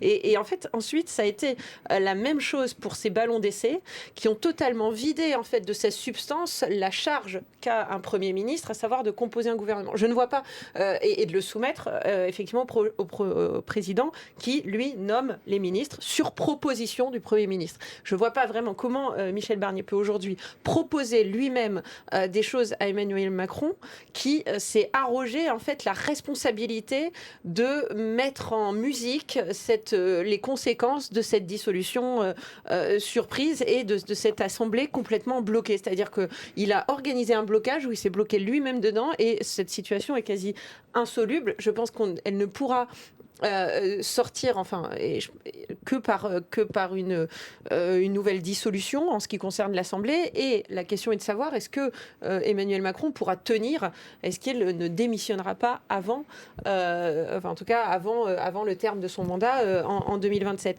Mais le poste du Premier ministre, il est complètement démonétisé en l'état actuel des choses. Je ne vois pas même d'ailleurs, Emmanuel Macron avait fait fuiter, et ce qui n'est pas non plus totalement illégitime, qu'il entendait nommer lui aussi quelques ministres, quel que soit... proposer des noms, en tout cas, il voulait garder, avoir un droit de regard un peu sur la défense, les affaires étrangères. C'est pas des choses qui sont totalement, folles, parce que c'est effectivement ce qui s'était passé aussi lors des précédentes cohabitations. On se souvient que Mitterrand avait quand même des fois émis des avis justement sur des noms ou des blocages sur les noms qui lui étaient soumis par Chirac. Il y avait pu avoir des négociations entre guillemets, mais là, ça va beaucoup plus loin que ça. Et en plus, je ne vois pas effectivement quelle personnalité en fait viendrait participer à ce gouvernement qui serait issu par exemple des rangs de la gauche, qui représente quand même, alors certes 193 députés, c'est pas 289, ça suffit pas pour bloquer, mais c'est quand même un nombre assez conséquent, donc ça va être aussi très compliqué, hein. Je pense que le gouvernement peut tomber aussi assez facilement. Enfin, il est complètement prisonnier de cette assemblée ingouvernable. Et c'est pour ça que, décidément, vraiment, il faudrait que je fasse un truc pour être plus optimiste sur les prochaines semaines, promis, Ludo. Mais moi, je me dis, donc, on a un gouvernement qui va être difficile à trouver, avec des oppositions qui sont comme des snipers, prêts à tirer à la moindre occasion. On va avoir potentiellement un déni démocratique qui aura été vécu par certains électeurs. Et moi, je pense que côté NFP, côté RN, parce que les électeurs du RN ne voulaient qu'une seule chose, que ce soit Jordan Bardella. Personne d'autre. Donc pour eux, il y a une frustration. Donc ça peut derrière amener une instabilité très forte. Et dans tout ça, c'est pour ça qu'on n'a pas encore parlé de lui, mais je me permets de parler de lui avant de filer. Que fait Édouard Philippe? Annoncer sa candidature et dire « je suis prêt ». Il ne parle pas de 2027, Édouard Philippe. En fait, Édouard Philippe, il se dit « mon nom va circuler au cas où, parce qu'on n'est pas à l'abri que Emmanuel Macron n'ait pas le choix que de laisser sa place dans beaucoup moins longtemps que ce qu'on pense. » Et vous vous souvenez, je vous ai dit, j'ai réfléchi tout à l'heure, pourquoi Michel Barnier? Et là, si on fait le billard à plusieurs bandes d'Emmanuel Macron, le choix de Michel Barnier, c'est aussi un petit peu pour embêter Édouard Philippe, parce que Édouard Philippe, Michel Barnier, les mêmes. Alors, ils ne sont pas physiquement pareils, hein, ils n'ont pas le même âge, mais question européenne, question économique, question de sécurité. C'est la même droite. Voilà, peu au prou, donc hein. comment faire pour essayer d'amoindrir, je ne vais pas utiliser le mot tuer, parce que, voilà, mais d'amoindrir l'effet d'un concurrent qui pourrait prendre de plus en plus de place dans les prochains mois, en fait, mettre son hologramme, ou presque, à Matignon, pour en fait affaiblir celui qui pourrait entendre porter les mêmes propositions, et encore pire, où peut aller chercher Michel Barnier des futurs ministres ? Chez Horizon. Horizon, c'est le parti de Édouard Philippe. Donc tout ça participe aussi peut-être dans la décision d'Emmanuel Macron. Je ne vous dis pas qu'Emmanuel Macron se dit je vais prendre tel comme Premier ministre pour affaiblir le putatif prochain président de la République, mais quand même un petit peu. Et en fait, ça va nous donner une ambiance particulière, sachant que il faut que tous ceux qui nous regardent aujourd'hui aient en tête. Alors, je sais que l'idée, c'est pas que les marchés décident, mais il y a un projet de loi de finances qui doit décider du budget de l'État, qui est même pas encore, on appelle ce qu'on appelle les lettres de plafond, c'est-à-dire les éléments qui sont envoyés dans les ministères pour que les ministres disent d'accord, je suis d'accord pour telle ou telle économie. On est en retard sur tout. Et un budget, c'est comme pour nous au quotidien en fait. Si on ne sait pas où on va, potentiellement, on va pas très loin. Et là, je me dis, la politique prend le pas sur d'autres choses qui sont importantes et qui vont avoir des répercussions importantes sur la vie des Français. Et donc, je suis toujours pas optimiste. Oui, je ne suis pas tellement davantage moi-même. Peut-être. L'unique service que ça pourrait rendre à Édouard Philippe serait que Michel Barnier soit obligé de faire le sale boulot, notamment sur les questions budgétaires. Parce qu'on voit bien que Édouard Philippe, sur les questions budgétaires, n'a cessé, depuis qu'il a quitté Matignon au printemps 2020, de rappeler sa différence, en disant il faudra bien s'en occuper, ça va plus. Et donc Michel Barnier, là, il a dit qu'il va dire la vérité sur les questions budgétaires. Dire la vérité sur les questions budgétaires, c'est en fait annoncer des coupes dans les dépenses. Ça fait pas l'ombre d'un doute, surtout vu la famille politique dont il vient, qui considère que ce point est un point capital pour eux, ça leur appartient. Ce thème de la rigueur budgétaire, qu'on dépense trop, ça leur appartient aux Républicains. Donc Michel Barnier, non seulement il est obligé de le faire, puisque effectivement la loi de finances, c'est urgentissime. Sa nomination va lever de fortes attentes à Bruxelles en disant ça y est, c'est un message que la France nous envoie, ils vont retrousser les manches sur les déficits publics. Donc, d'une certaine manière, si Michel Barnier fait ça, ça permettrait éventuellement à Édouard Philippe peut-être de présenter un autre projet. Il a annoncé des mesures massives. Quand un politique de centre-droit dit des mesures massives dans le domaine économique, on voit à peu près de quoi il s'agit. C'est de sortir des grands ciseaux et de couper dans les dépenses, globalement. Donc, si Michel Barnier vient sur ce terrain-là, peut-être que ça va permettre à Édouard Philippe de raconter une autre histoire. Parce que c'est vrai que gagner une présidentielle sur l'idée qu'on va sortir les grands ciseaux et couper dans les dépenses, c'est moyen. Surtout quand on vient de perdre les législatives, parce que les Français réclament justement plus de services publics, lutter contre la désertification médicale, entre autres, mais pas que. Éventuellement la réforme des retraites, par ailleurs, évidemment la réforme des retraites. Donc je rappelle d'ailleurs que Michel Barnier était déjà pour une retraite à 65 ans avant qu'il en soit même question. Donc évidemment, s'il veut appliquer ce qu'il s'impose à tous les Français, à la limite qu'il veuille être Premier ministre à 73 ans, ça le regarde, mais c'est pas forcément le choix de tout le monde. Donc effectivement, moi je trouve que le problème là quand même qu'on a, et on revient à cette question du déni démocratique et qui quand même, je pense, va habiter beaucoup les débats, c'est que on n'est pas dans une configuration, en tout cas on ne semble pas se profiler vers ça, sur une configuration qui prend acte du résultat des élections législatives. Si on a un gouvernement qui ressemble en tout point, en ayant peut-être un peu plus d'horizon, une ou deux personnalités, je dirais, crypto-LR, qui seraient autorisées par Laurent Wauquiez à participer, mais voilà, sans être... en fait, qu'est-ce qui change, quoi ? Les Français ont quand même voté pour une rupture avec ce qui était le macronisme. Donc, j'ai quand même là, effectivement, du mal à voir ce qui pourrait sortir, en tout cas, de de positif de cette séquence, quoi. C'est quand même assez préoccupant d'avoir c'était le risque, je dirais, avec une personnalité de droite, mais là, vu la configuration de l'Assemblée, je vois pas sur quoi ça peut déboucher d'autre. Compliqué parce que il va devoir gérer plusieurs fronts à la fois. Il a le front économique, il a le front politique, de faire en sorte qu'il ne soit pas renversé tout de suite, qu'il montre qu'il est à la hauteur de sa réputation, puisqu'on nous dit c'est un homme de négociation, il est arrivé à négocier l'accord Brexit, qui était effectivement pas simple. On se rappelle, il a fallu de nombreuses années pour arriver à l'accord Brexit entre l'Union européenne et le Brexit. Les conditions de la séparation ont été difficiles. Il était, lui, au pilotage de tout ça. Donc voilà, donc forcément que c'est un négociateur dans l'âme. Dans les négociations avec le Brexit, il était à la fois diplomate et dur. Les Britanniques n'ont pas qu'un bon souvenir des négociations avec Michel Barnier. Donc voilà, donc c'est un négociateur qui sait en même temps jouer des rapports de force, mais dans la situation politique du pays d'aujourd'hui, avec toutes ces frustrations, c'était dit tout à l'heure, il y a la frustration du premier tour, les électeurs RN qui trouvent qu'on ne les a pas respectés, en plus on leur a confié aucune responsabilité à l'Assemblée nationale, donc ils se sentent relégués, stigmatisés. Il y a la frustration du deuxième tour, le NFP qui dit mais j'ai gagné et puis je ne me retrouve pas à Matignon. Donc voilà, il a ces deux frustrations à gérer. Il a à trouver son rôle, pas son rôle, son personnage par rapport à Emmanuel Macron.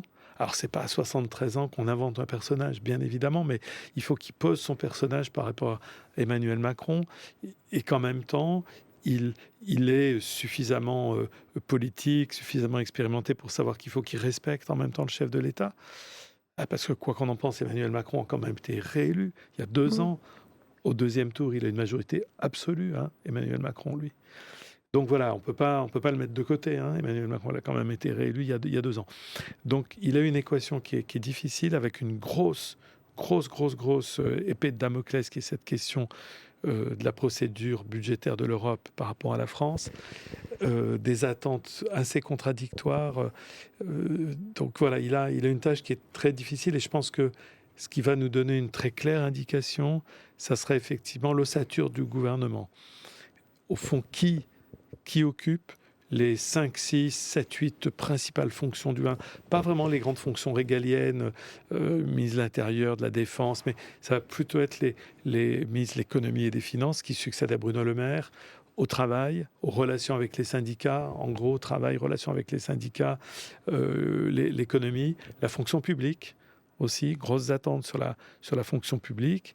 Donc voilà, c'est sur ces postes-là que moi j'attends de voir un peu où est le dosage et où finalement est le point médian de ce gouvernement. Est-ce que c'est centriste, centre-droit Je suis d'accord, Bruno, avec ce que tu dis, mais c'est vrai que par rapport à l'élection de Macron, Macron est aussi réélu en 2022 grâce au Front républicain. Et en fait, cette donnée-là, à chaque fois, dans une certaine mesure, fausse aussi les attentes. Il a oublié les 2 fois. Et qui sont... voilà, et là, il perd quand même 3 élections, les européennes, le premier tour des législatives et le second tour, si on décide... allez, je les compte en mode séparé, d'ailleurs, parce que ces 2 tours ne disent pas exactement la même chose. On a un premier tour où le RN est victorieux, on a un deuxième tour où le Front républicain est victorieux, et c'est ce qui donne aussi cette caractéristique si complexe à l'Assemblée qu'on a aujourd'hui.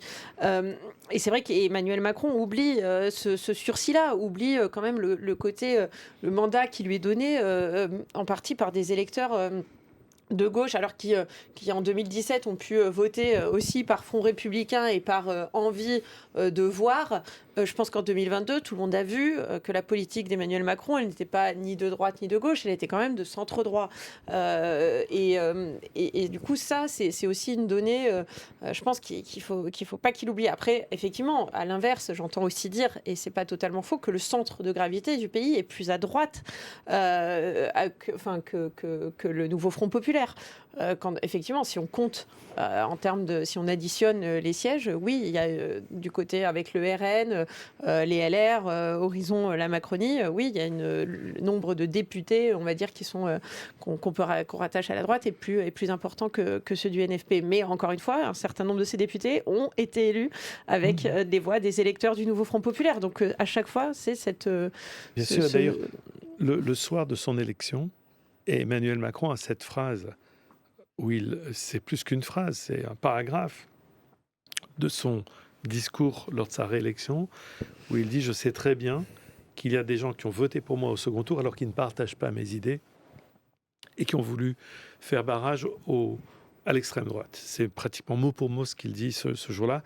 Et il prononce cette fameuse phrase, il dit je leur dis, votre vote m'oblige. Oui. Moi, j'ai eu l'occasion de réfléchir récemment pour un papier que j'ai fait là-dessus. Et ce que j'ai trouvé assez marrant, c'est que le chef de l'État, il a utilisé plusieurs fois cette formule, mais il oublie toujours, quand il utilise, le complément d'objet indirect. C'est le papier paru dans le journal Le Monde. Voilà, il dit, ça m'oblige, mais à quoi? Alors là, il répond pas. Et donc, comme il répond pas à la question « ça m'oblige à quoi ?», d'une certaine manière, il fait la question, la réponse, et c'est lui qui s'oblige à ce qu'il choisit. Donc, on voit qu'effectivement, on revient en permanence sur ce problème. Effectivement, au lendemain de sa réélection et de sa majorité relative, ce qu'il n'a pas fait Emmanuel Macron. Alors, il serait exagéré de dire qu'il ne l'a pas du tout fait. Il a essayé, à la Macron, de proposer à des formations politiques de le rejoindre. Il a tenté un dialogue avec les Républicains à ce moment-là. Mais c'est vrai qu'il n'a pas clairement dit « Ok, j'ai pas de majorité pour gouverner le pays, donc il y a des éléments de mon programme que je pourrais pas faire. » Lui a dit, par exemple, qu'il avait entendu le pays. La preuve, c'est que le projet de réforme des retraites, c'était pas 65, c'était 64. Voilà, donc pour lui, c'était un gage de sa bonne volonté, qu'il avait bien écouté le pays, parce qu'il passait de 65 à 64. Bon, on voit que ça n'a pas été entendu de la même manière dans le pays. Non, à tout le monde.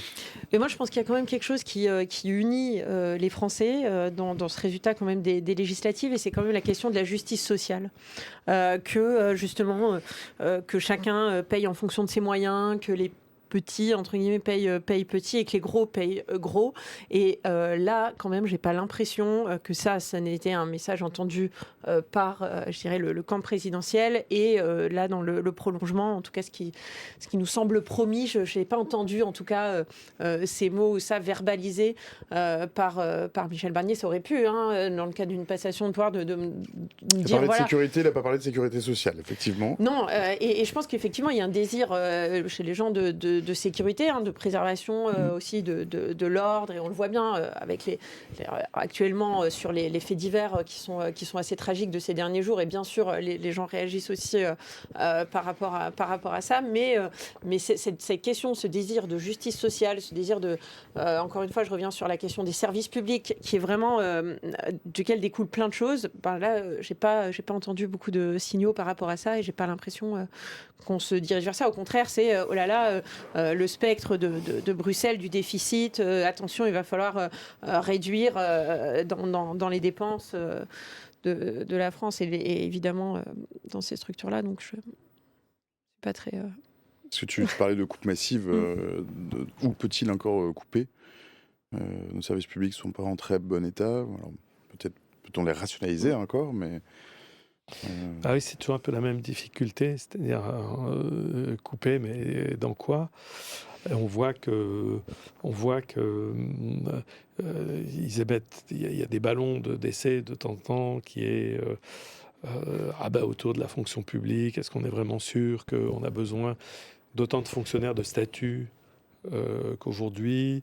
On voit il y a quand même un signal qui a été envoyé par Bercy.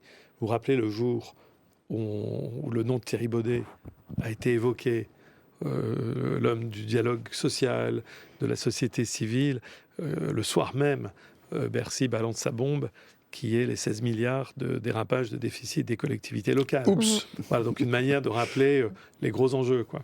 Et donc voilà, ça va sans doute. De toute façon, je pense depuis quelques années qu'il y a une grande question qui va arriver. Je ne serais pas étonné que ça soit une des grandes questions de la présidentielle 2027, qui est la discussion autour de la répartition des tâches entre l'État et les niveaux locaux. il y a plusieurs personnalités politiques de la droite qui sont positionnées sur cette question.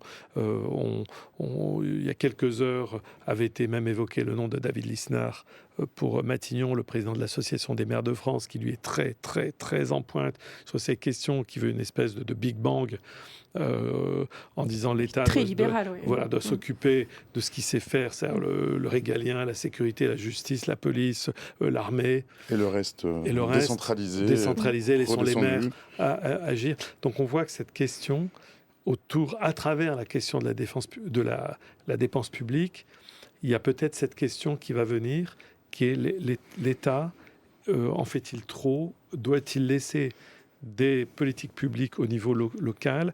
Et très compliqué parce que les Français sont très très attachés à l'idée que c'est pas là où on vit que ça va nous faire varier l'accès aux services publics. Mais ça, cette question justement des services publics et de la répartition des tâches, ça me fait penser à chaque fois à la RGPP, cette fameuse révision générale des politiques publiques sous Sarkozy, qui en fait a dégraissé énormément l'administration centrale, mais délocalisée, enfin les préfectures, etc., mais sans toucher en fait à Paris.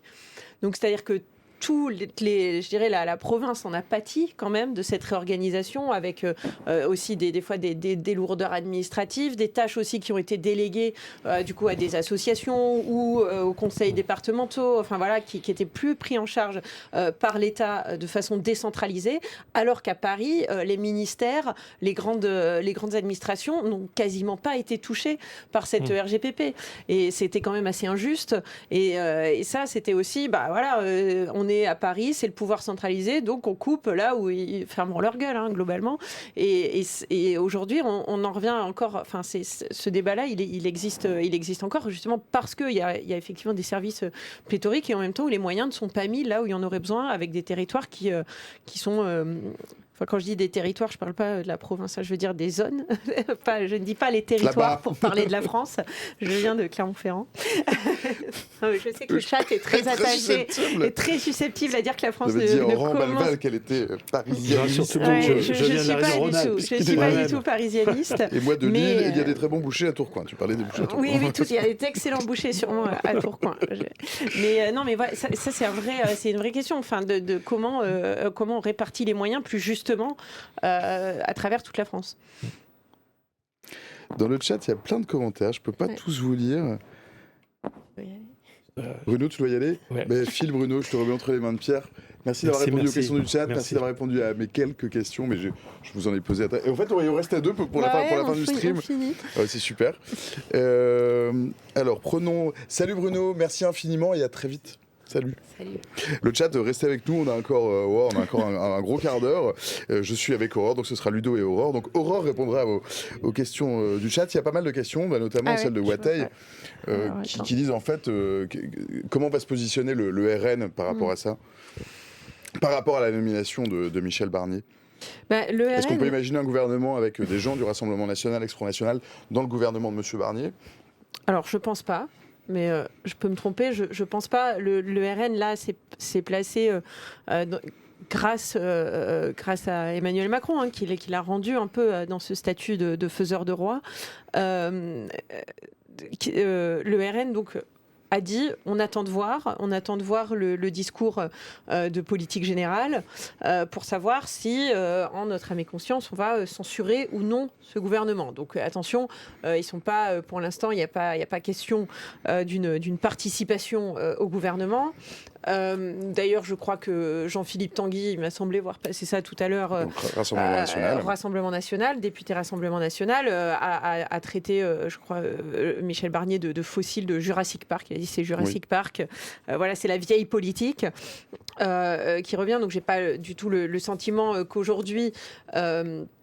Des membres du Rassemblement national soient prêts à faire partie de ce gouvernement. D'ailleurs, j'ai lu aussi le commentaire de journalistes politiques. J'ai souri. Enfin, c'est pas très drôle non plus, mais quelqu'un disait que c'était triste pour Éric Ciotti, finalement, qui a toujours rêvé d'être ministre de l'Intérieur et qui passe peut-être à côté de cette chance en ayant rallier justement le Rassemblement national et en n'étant plus chez les LR parce que ils vont effectivement peut-être devoir trouver quelqu'un, en tout cas de chez eux pour ce poste. Moi, je vois pas le Rassemblement national dans un premier temps, en tout cas faire partie de ce gouvernement Barnier 1, tout simplement parce que il aurait beaucoup plus intérêt à justement observer, se poser en arbitre, peser de tout son poids, c'est-à-dire de ses 143 députés, si on compte justement ceux qui sont les RN Ciotti, et qui, à tout moment, en tout cas, sachant que le NFP, le Nouveau Front Populaire, a annoncé qu'ils allaient, enfin en tout cas LFI a annoncé qu'ils allaient censurer Michel. Je ne vois pas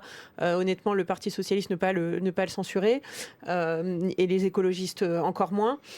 Donc on peut tabler sur 193 voix contre. Si le Rassemblement national se joint à eux, ça fait ça fait quand même presque enfin, ça fait pas tout à fait d'ailleurs les 289, non. Mais si Lyotte décide de s'y mettre, oui, sait-on jamais.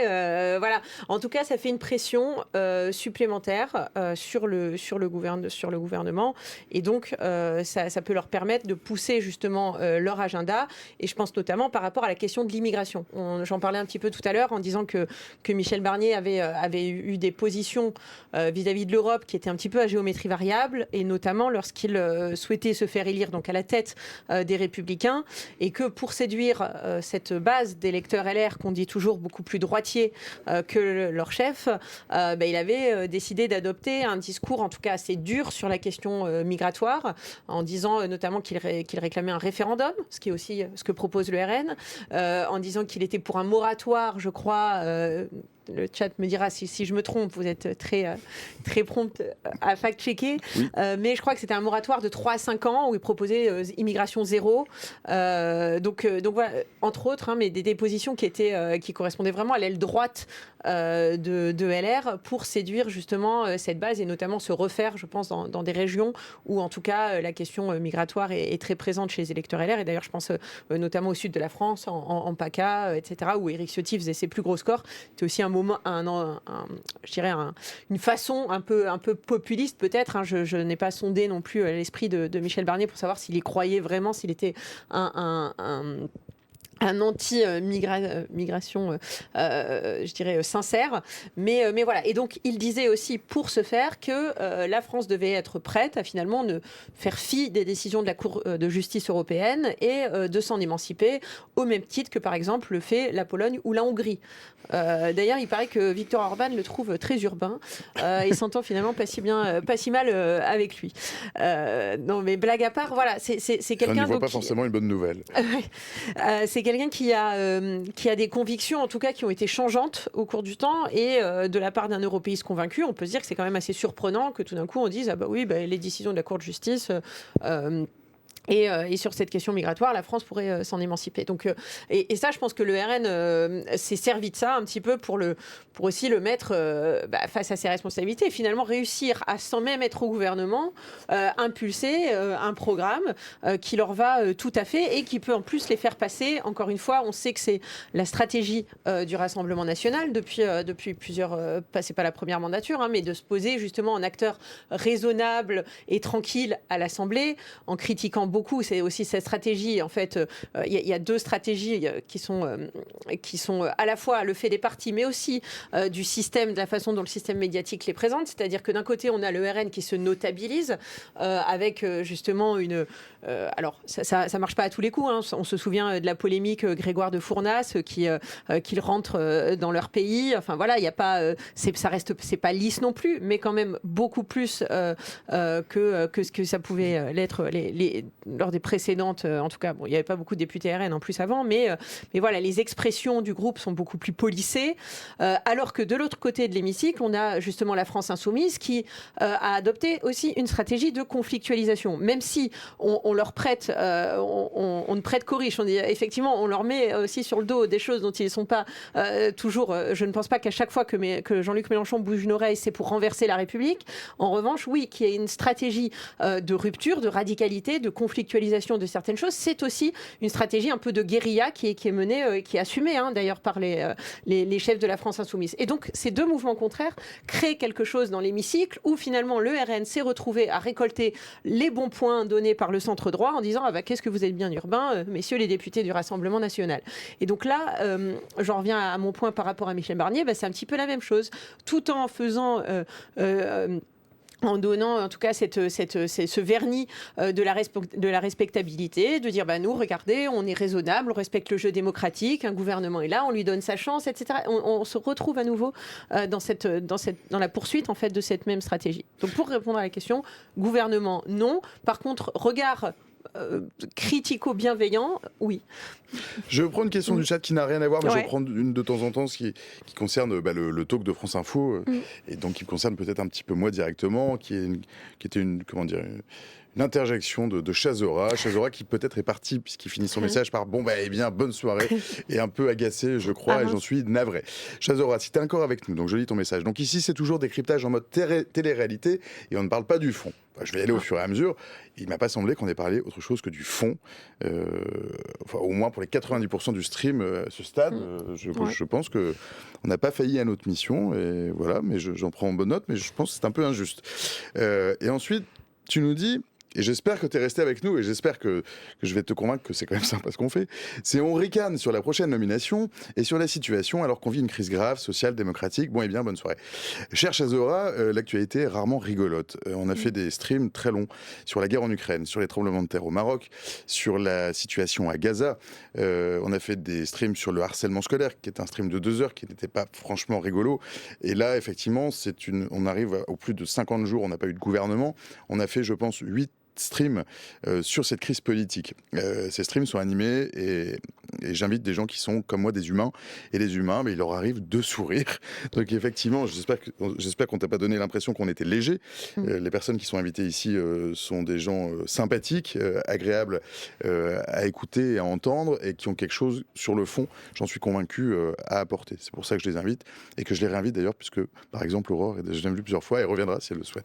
J'espère que tu reviendras. Et j'espère que je t'ai convaincu de ça. Il y a une question de GR33 qui dit: mon interrogation, c'est soit le RN censure le gouvernement pardon, un autre confrère, pardon Christophe, censure le gouvernement Barnier et il saute, soit le RN accepte le gouvernement Barnier et on aura une alliance Macron plus LR plus RN au pouvoir. Alors GR33 a une question, c'est au sein du camp Macron, est-ce que c'est tenable? C'est quoi le camp Macron après tout? Que reste-t-il du camp Macron d'ailleurs? Que reste-t-il du camp Macron? Effectivement, c'est une bonne question. Je voudrais juste revenir parce que j'ai fait une connerie tout à l'heure. Effectivement, ça fait 50 jours qu'on n'a pas de gouvernement et nuit, 51, 52, 52. Ouais. Ah bah non, en plus, si on compte effectivement, on a un chef du gouvernement, mais sans gouvernement. Oui, c'est ça. Mais je veux dire, même si on compte depuis que le gouvernement Attal a remis sa démission et non pas qu'elle a été acceptée, ça fait effectivement encore plus de temps. Mais tout à l'heure, j'ai dit une bêtise. J'ai mal compté. Les NFP plus RN font sauter le gouvernement. Ça fait 334 députés.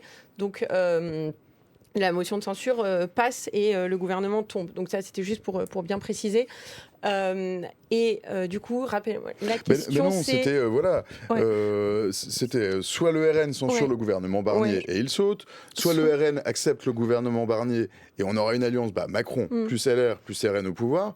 Et donc la question de GR33, c'est au sein du camp Macron, est-ce que ça va être tenable? Alors en fait, le truc c'est que la réponse est certainement non. C'est un peu c'est non, mais en même temps c'est plus compliqué. C'est-à-dire que encore une fois, si le RN ne censure pas le gouvernement, ça ne veut pas dire qu'il y a une alliance. C'est-à-dire qu'il faut aussi être honnête. Si par exemple Emmanuel Macron avait fait ce que la logique, en tout cas que le fonctionnement des institutions de la Ve République préconisait, en tout cas à mon sens, à savoir de nommer quelqu'un dans le groupe à la coalition arrivée en tête, à savoir le nouveau Front Populaire. Et donc, il se trouvait que le nouveau Front Populaire avait réussi en 2 semaines, ce qui nous avait semblé très long à l'époque, finalement assez court, à trouver une candidate, et c'était Lucie Castet. Si Emmanuel Macron avait nommé Lucie Castet et que Lucie Castet avait réussi à composer un gouvernement et qu'elle s'était présentée devant la représentation nationale, l'Assemblée, c'est-à-dire l'Assemblée nationale, avec ce gouvernement et avec, par exemple, un projet de loi, et que ce projet de loi n'avait pas, par exemple, suscité une motion de censure de la part du RN, et que le RN, voire si c'était, par exemple, l'abrogation de la réforme des retraites, je rappelle que le RN avait déclaré qu'il la voterait si elle était soumise par le nouveau Front populaire, eh bien, on n'aurait pas dit qu'il y avait un gouvernement qui était une alliance entre le NFP et le RN. Et pourtant, le RN ne l'aurait pas fait tomber tout de suite. Donc, on ne peut pas dire ça non plus. Si le RN, encore une fois, observe une neutralité bienveillante, ça ne veut pas dire qu'il y a une alliance. Par contre, c'est pas parce qu'il n'y a pas d'alliance qu'il ne peut pas y avoir des convergences de vues.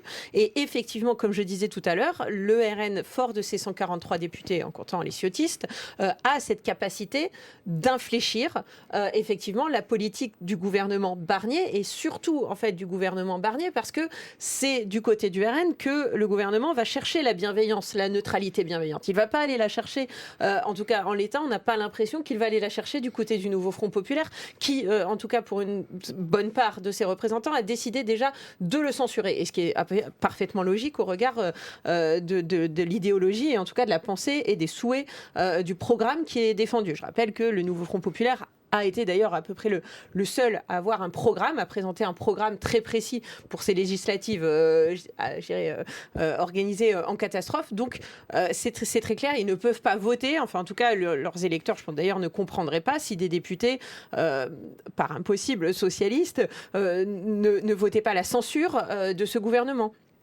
Après, encore une fois, attendons de voir le discours de politique générale, mais en tout cas, je n'ai pas du tout l'impression qu'on s'oriente, vu ce qui nous a été dit aujourd'hui, vers quelque chose qui irait draguer, en tout cas, quelques voix de gauche ou du centre-gauche. GR33 te remercie pour ta réponse. Ok, merci France Info. Merci Aurore Malvaz, surtout. C'est super intéressant. C'est intéressant avec un gros cœur bleu. Salut, merci GR33. Poisson-Chat fait de la politique fiction. Le RN vise les municipales et les présidentielles. En fait, ils ont totalement intérêt à ne pas voter la censure et jouer l'opposition. Tout à fait. Et d'ailleurs, ça me fait penser à un truc, cette réforme des retraites, qui je pense est assez intéressant et qui va être un peu le truc à venir. Parce que, donc, on a bien compris que la raison en fait, principale pour laquelle Emmanuel Macron n'avait pas nommé Lucie Castet, ni d'ailleurs toute autre personnalité émanant du nouveau Front populaire, c'était pour ne pas qu'on détricote son bilan. Notamment cette réforme des retraites qu'il a fait passer contre la rue. Là où d'ailleurs tous ses prédécesseurs avaient finalement renoncé.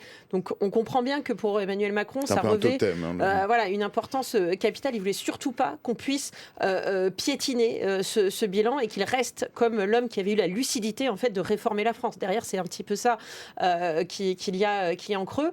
Et en fait, la réforme des retraites, le RN a décidé de la proposer, cette abrogation, dans la niche parlementaire qu'ils ont le 31 octobre. Alors, j'explique rapidement qu'est-ce que c'est une niche parlementaire. En fait, un groupe d'opposition, tous les groupes d'opposition à l'Assemblée nationale ont, les uns après les autres, une journée où ils peuvent fixer l'ordre du jour de l'Assemblée nationale. Ils peuvent décider donc de présenter justement leur proposition de loi. Alors encore faut-il qu'elle soit justement jugée recevable par le fameux bureau de l'Assemblée nationale, bureau dans lequel où le nouveau Front populaire a la majorité. Pas des postes les plus importants, puisque bien sûr... C'est là où Alain dit, dans chaque niche, il y a un chien. C'est rigolo. Ah, ok. Mais du coup... pardon. Après, ça va, là. Et en merci, fait... Alain. Merci, Alain. Et en fait, le chien, le chien du RN, c'est justement cette fameuse réforme des retraites, parce qu'ils vont la proposer.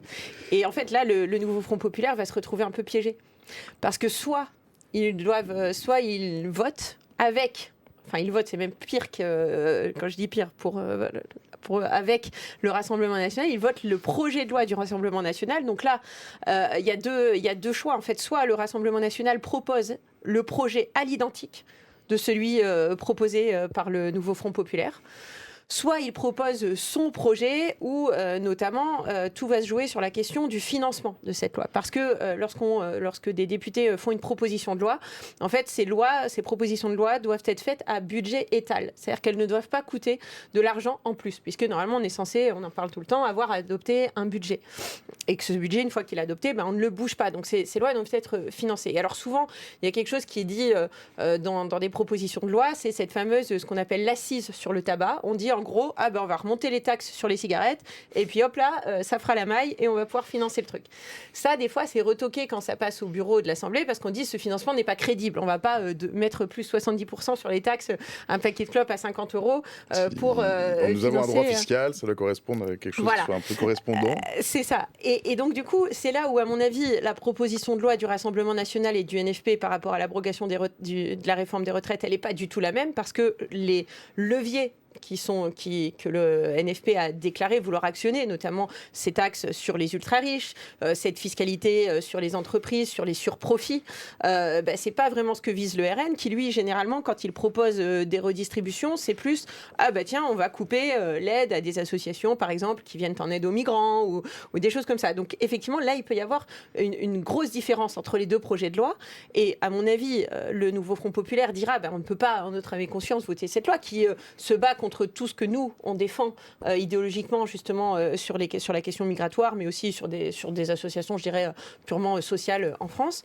Mais le problème, c'est que politiquement, ça va être très dur, vu l'impopularité de cette loi, pour le NFP, de dire finalement, on a cette occasion. Le RN va faire des caisses en disant c'est une occasion historique d'abroger la réforme des retraites, et le NFP refuse de le faire. Donc, à mon avis, ça va être aussi une question assez brûlante une fois qu'on aura assis l'Assemblée par rapport à cette question justement sociale et ce désir de justice sociale. J'ai une dernière petite question pour toi, Aurore, et après je nous libère, parce que je vois que l'heure tourne et qu'on arrive vers la fin. Oui. C'est Gamme Chromatique qui te la pose, très court, c'est une question technique. C'est un groupe d'opposition de 90 députés.